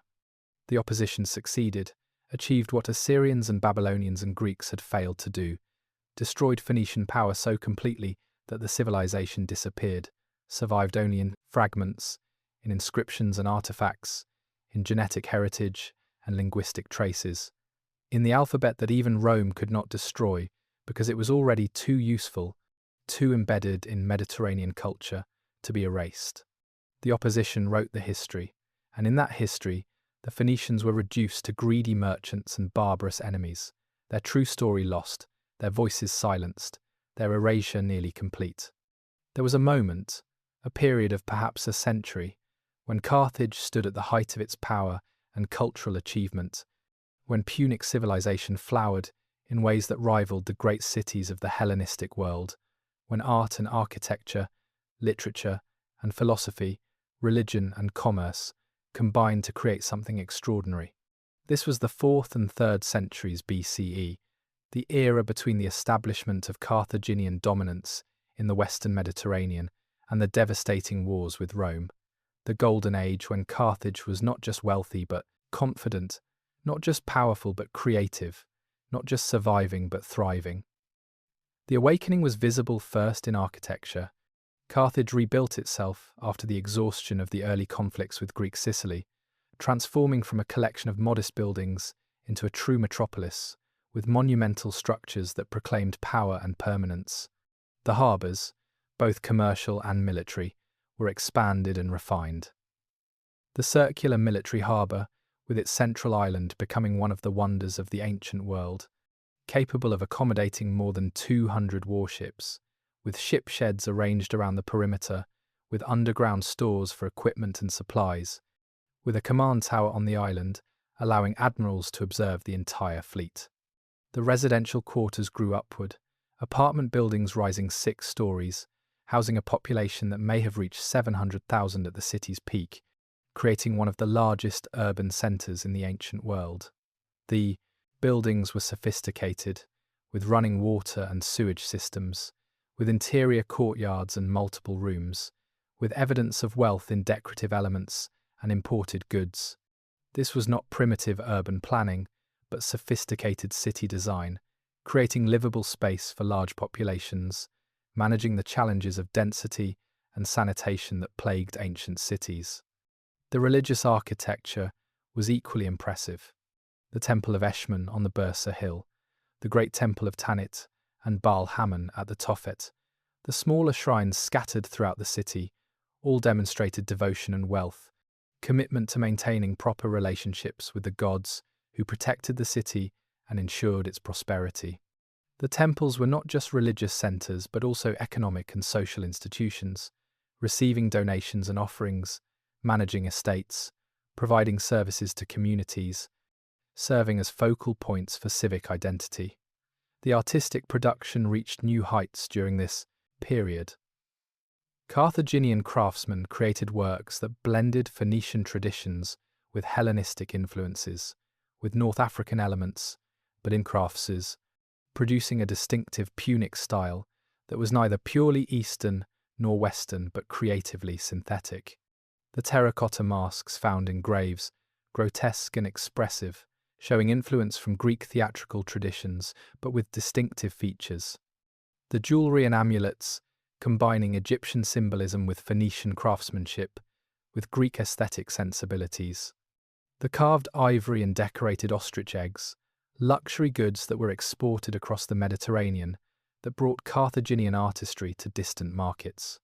The stelae from the Tophet, whatever their original purpose, demonstrate sophisticated stone carving, with symbols and inscriptions, with representations of deities and worshippers, with artistic conventions that evolved over centuries. The development of these stelae can be traced through phases, showing increasing sophistication, showing influence from Greek and Egyptian art, but always maintaining distinctively Punic character, creating objects that were functional and beautiful, religious and artistic.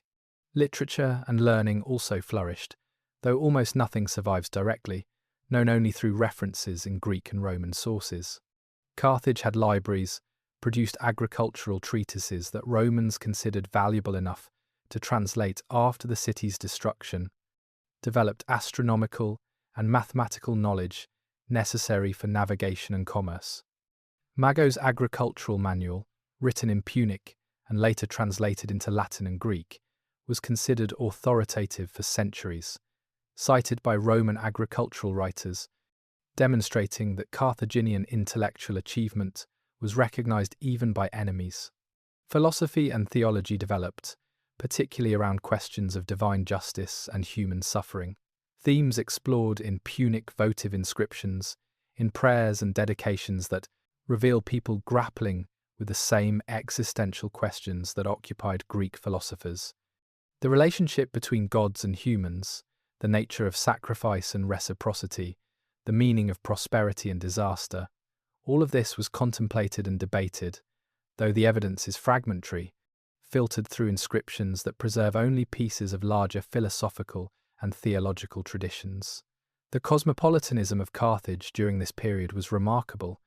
The city attracted people from across the Mediterranean and beyond, from Phoenician cities in the east, from Greek city-states, from Numidia and Mauritania, from Egypt and Anatolia, from Iberia and Gaul. The population was diverse, multilingual, accustomed to encountering different cultures and ideas, creating an intellectual environment that was open and dynamic, that could absorb influences and synthesize them into something new.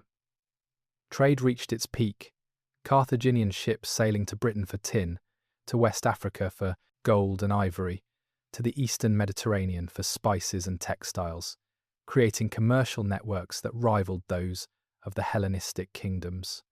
The wealth this generated funded the cultural flowering, allowed patronage of artists and craftsmen, supported religious institutions, enabled the construction projects that transformed the city, but it also created confidence, perhaps overconfidence, a sense that Carthaginian power was permanent, that the commercial empire could expand indefinitely, that Rome was just another competitor to be managed rather than an existential threat. The awakening was also military, the development of professional armies and sophisticated tactics under the Barcid family. Hamilcar and Hasdrubal, and especially Hannibal, transformed Carthaginian military capability, created forces that could challenge Rome on land as well as sea, developed strategies and tactics that would be studied for millennia. Hannibal's campaigns in Italy represented the peak of Carthaginian military achievement, demonstrated that Punic generals could compete with the best military minds of the age, that Carthage was not just a commercial power, but a military threat. But the awakening was brief, perhaps only 2 or 3 generations at its peak, the golden age before the catastrophe.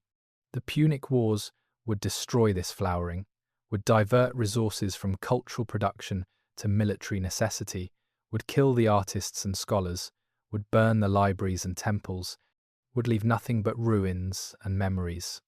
The awakening demonstrated what Carthaginian civilization could achieve when given peace and prosperity, showed the potential that was destroyed when Rome decided that Carthage must be erased. It was a glimpse of what might have been, of how Punic culture might have developed if given more time, of the contributions Carthage might have made to Mediterranean civilization if it had survived. The awakening was real and brief and beautiful, and its destruction makes the loss all the more tragic. The deepest truth about the Phoenicians, the revelation that emerges when you look past the achievements and the artifacts, past the alphabet and the ships, past even the cultural flowering and the commercial networks, is a truth about erasure and survival, about the violence required to destroy a civilization and the persistence required to remember one, about who writes history and what happens to those whose stories are written by their enemies. The revelation begins with understanding what Rome did at Carthage in 146 BCE. This was not typical ancient warfare, not the conquest of a city followed by looting and perhaps enslavement. This was systematic destruction, cultural genocide, the deliberate attempt to wipe a civilization from existence so thoroughly that future generations would know it only through Roman accounts, only as the enemy that Rome defeated, only as a negative example of what happens when you oppose Rome. The destruction took 17 days of burning, of demolishing walls and buildings, of ensuring that nothing usable remained. The population, those who survived the siege, were enslaved and sold, scattered across the Mediterranean, forbidden from maintaining their identity, from teaching their children Punic language or religion. The territory was declared cursed, ploughed with salt according to legend, forbidden for rebuilding. The site abandoned for a generation. When Rome finally did rebuild on the site, it was as a Roman city with Roman language and culture, with no continuity to the Punic past except as cautionary tale. But the erasure extended beyond physical destruction. Rome systematically suppressed Phoenician culture across the Western Mediterranean, discouraged use of Punic language, encouraged abandonment of Phoenician religion, promoted Romanization of former Carthaginian territories. The process took generations, was never complete, but was successful enough that by the time of the Roman Empire, Punic identity had largely disappeared. survived only in isolated communities, in rural areas where Latin culture penetrated slowly, in families that maintained traditions privately but not publicly. The libraries of Carthage, which had contained works of literature and philosophy, agricultural and nautical manuals, historical chronicles, and religious texts, were burned or destroyed. Rome did preserve some works, translated Mago's agricultural treatise, and perhaps a few other practical texts, but the poetry and history, the philosophy and theology, the accounts written in Punic from Punic perspectives, all of this was lost, either destroyed deliberately or allowed to decay through neglect. The Phoenician voice, the ability to tell their own story in their own words, was silenced. This erasure was not accidental but intentional, part of Roman policy, part of the determination to ensure that Carthage would be remembered only as Rome's enemy, that Phoenician civilization would be judged only through Roman accounts, that the threat Carthage had posed would justify any action Rome took. The propaganda was systematic. Roman writers consistently portrayed Carthaginians as greedy merchants, as practitioners of human sacrifice, as untrustworthy enemies who had to be destroyed for Rome's survival. These characterizations became accepted truth, were repeated by generation after generation of historians, shaped how Phoenicians were understood for 2,000 years. But the revelation is also about what survived, about the incompleteness of erasure, however thorough it seems. The alphabet survived because it was too useful, too embedded in Greek and Latin culture, to be destroyed, because erasing it would have required Rome to abandon its own writing system.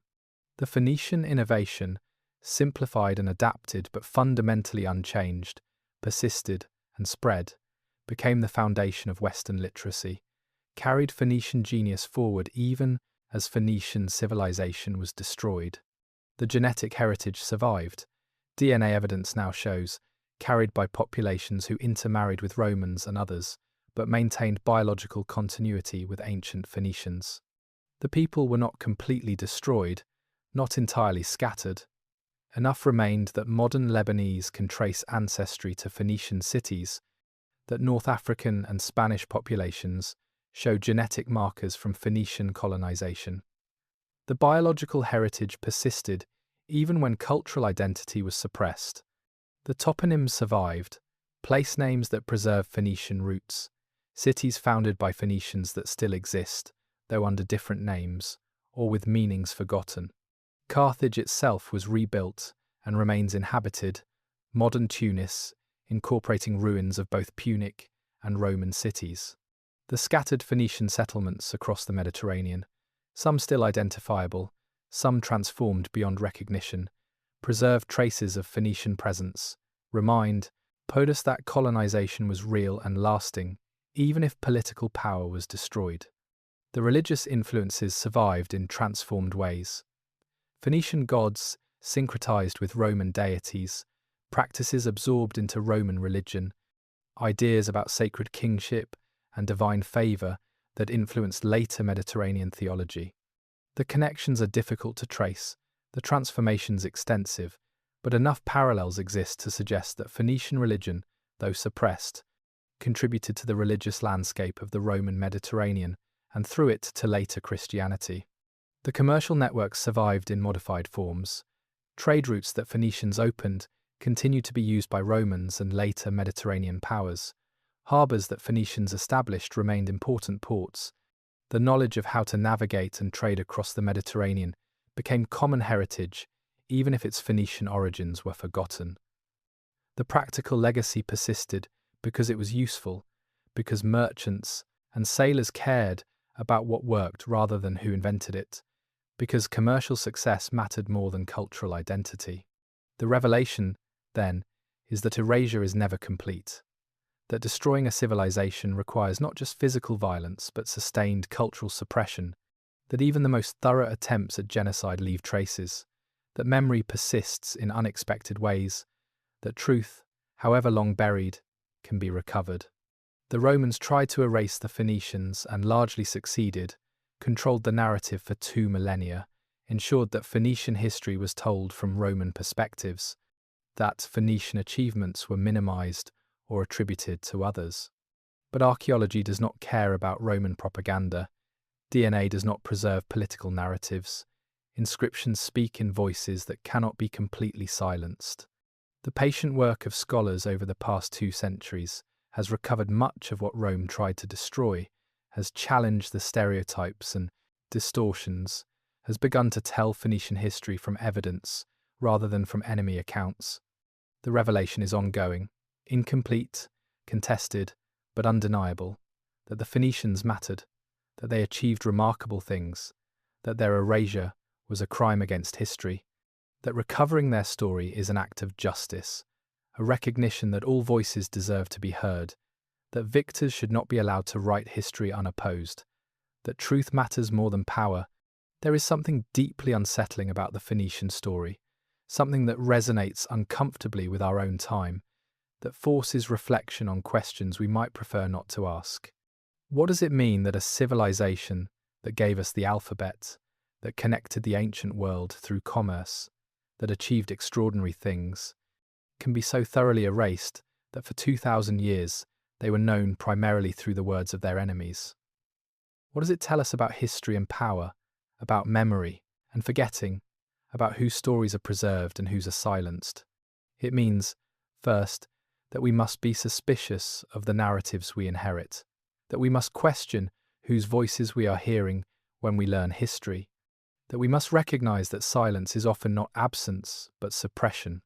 For 2 millennia, the Phoenician story was told primarily by Greeks and Romans, by people who had competed with Phoenicians commercially and eventually destroyed them militarily, by writers who had every reason to minimize Phoenician achievements and maximize their own. This does not mean that everything classical writers said was lies, but it means that their accounts are partial, biased, designed to serve their own interests. When we read that Phoenicians were greedy merchants interested only in profit, we should ask, who benefits from this characterization? What does it allow Greeks and Romans to claim about themselves? How does it justify their own commercial activities or their conquest of Phoenician territories? When we read about child sacrifice, we should ask, what evidence supports this claim? How does it compare to practices in other ancient societies? How does the accusation serve the political purposes of those making it? This kind of critical reading is necessary not just for understanding Phoenicians, but for understanding history generally. Every source has biases, every narrator has interests, every account is partial. The work of historical understanding requires piecing together truth from multiple perspectives, being aware of what is said and what is not said, recognizing that silence can be as revealing as speech. The Phoenician story also forces reflection on what is lost when civilizations are destroyed, when libraries are burned, when languages are suppressed, when cultural memory is deliberately erased. We will never know what Phoenician literature contained, what philosophies they developed, what stories they told about themselves, what perspectives they could have contributed to human understanding. The loss is permanent, irreparable, a diminishment of human heritage that affects everyone, not just descendants of Phoenicians. This loss is not abstract or ancient. It continues in our time, in the destruction of cultural heritage in war zones, in the suppression of indigenous languages and cultures, in the erasure of minority histories from dominant narratives. Every time a library is bombed, every time a language dies, every time a culture is forcibly assimilated, we lose something irreplaceable. We narrow the range of human experience and understanding. We make ourselves poorer, even if we do not immediately feel the loss. But the Phoenician story also offers hope, demonstrates that erasure is never complete, that traces always remain, that patient work can recover what seemed lost forever. The alphabet survived, the most important Phoenician innovation, used by the very Romans who destroyed Carthage, spread across the world, adapted to hundreds of languages, making literacy accessible in ways that would have been impossible with earlier writing systems. Every time you write, you use Phoenician innovation, connect to a people who were nearly erased, prove that their contribution could not be destroyed. The genetic heritage survived, carried by populations who maintained biological continuity, even when cultural identity was suppressed, preserved in DNA that modern science can read, that proves connection between ancient Phoenicians and modern populations, that demonstrates that people are more resilient than empires, that life persists even when civilizations fall. The archaeological evidence survives, buried in earth and sea, waiting to be discovered and interpreted, speaking in languages that do not lie the way propagandists do, revealing complexity and sophistication that classical stereotypes denied. Every shipwreck excavated, every inscription translated, every harbour mapped, adds to our understanding, challenges the narratives imposed by conquerors, recovers voices that were silenced. The Phoenician experience challenges us to think about our own relationship to history, about what we remember and what we forget, about whose stories we tell and whose we ignore. How many other civilizations have been erased or distorted? How many voices have been silenced? How much of what we think we know about history is actually the propaganda of victors, the self-serving narratives of the powerful, the erasure of inconvenient truths? And it challenges us to think about our responsibilities, about the importance of preserving diverse cultural heritages, about resisting the destruction of languages and traditions, about ensuring that history is told from multiple perspectives, about recognizing that every people has contributions to make to human understanding, that diversity is not just politically correct, but actually essential to having a complete picture of human achievement and potential. The reflection becomes personal when we realize that we participate in systems of memory and forgetting that our choices about what to preserve and what to neglect, what to teach and what to ignore, shape what future generations will know, what voices they will hear, what truths they will be able to access. Every time we learn about a marginalized history, every time we challenge a dominant narrative, every time we insist on hearing voices that have been suppressed, we participate in the work of recovery, we resist the erasure, we honor the truth that all peoples matter, all achievements deserve recognition, all voices have right to be heard. The Phoenicians were masters of the ancient Mediterranean, inventors of the alphabet, pioneers of navigation, creators of a commercial civilization that connected 3 continents. They were also nearly erased, deliberately destroyed, systematically misrepresented for 2,000 years. That both of these things are true, that achievement and erasure coexist, is the deepest lesson, the reflection that matters most.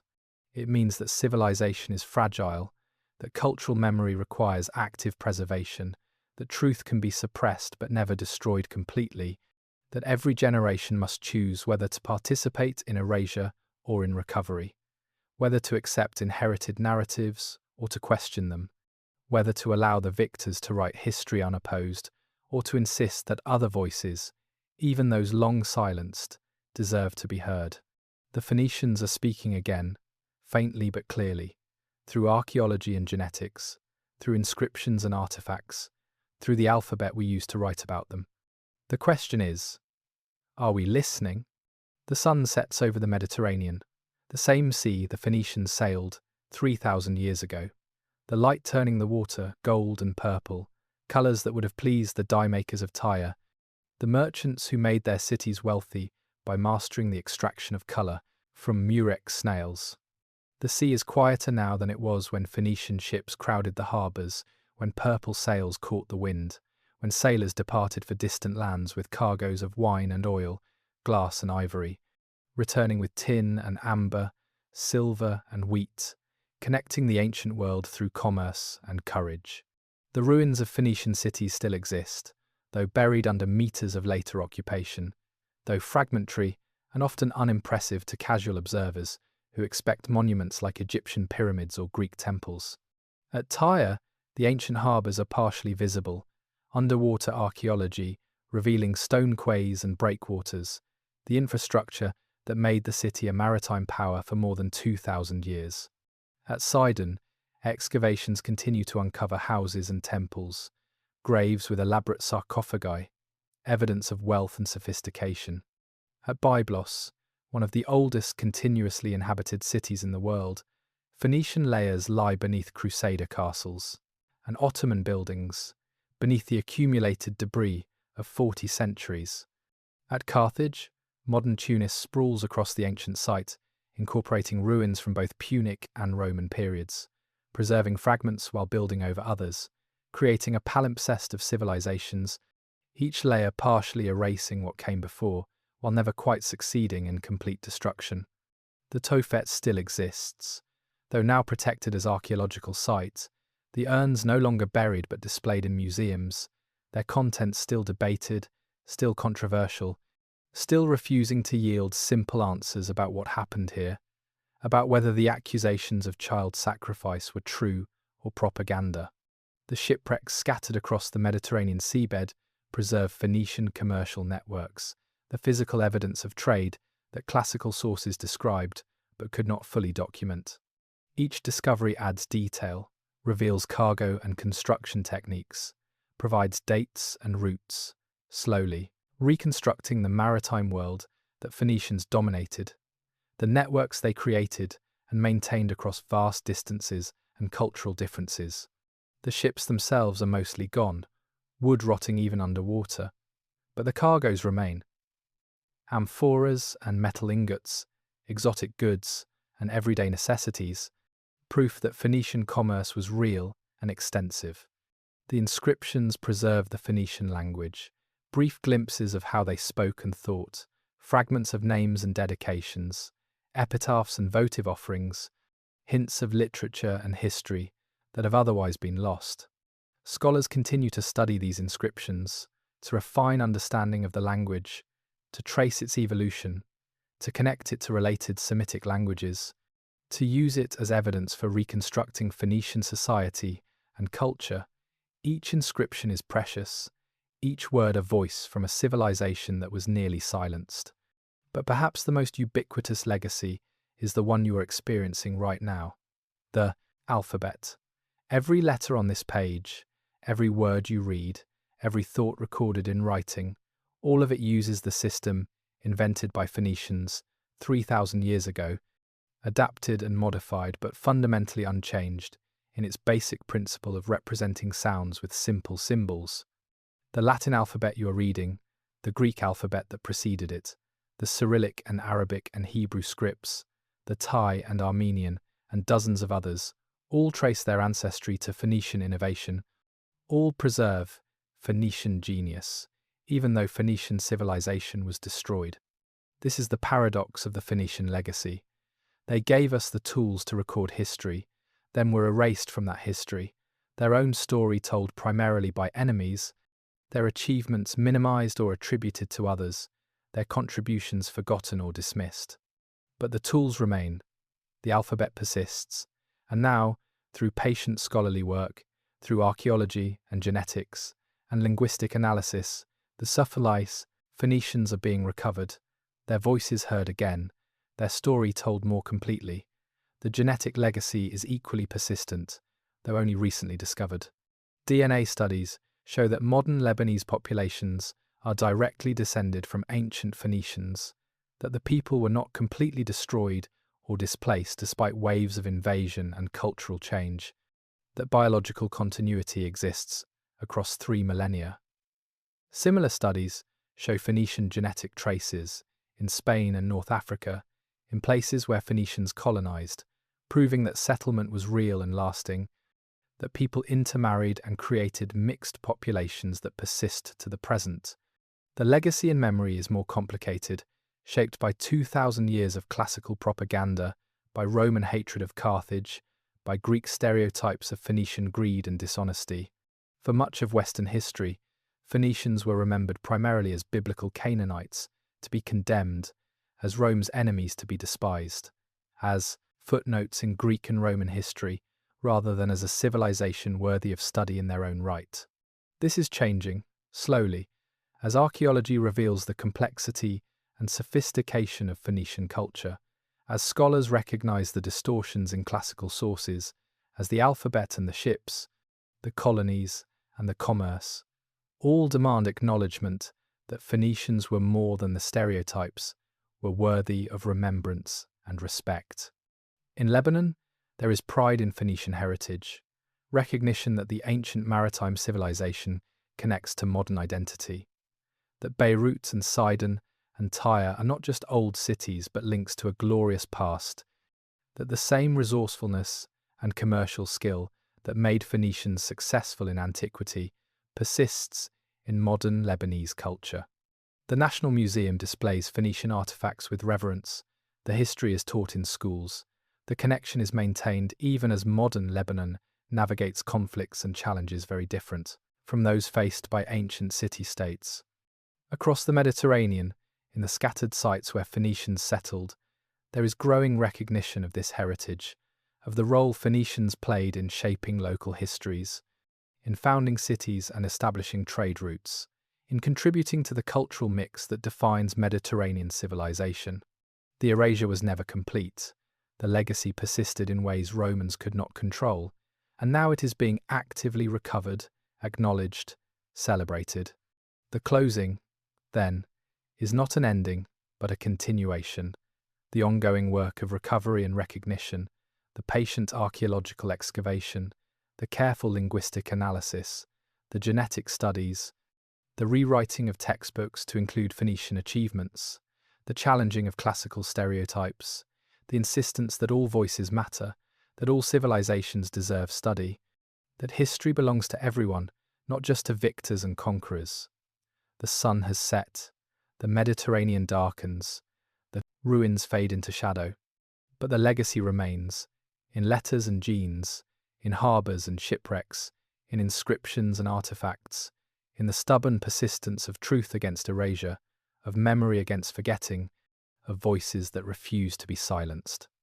The Phoenicians were masters of the ancient Mediterranean, and though Rome tried to destroy them, though 2,000 years of propaganda tried to distort them, they endure, speaking still through the alphabet we use, through the trade routes we follow, through the evidence that survives, calling us to remember, to acknowledge, to honour the truth that civilization is diverse, that achievement comes from many peoples, that every culture that has been erased deserves recovery, that history, honestly told, includes everyone.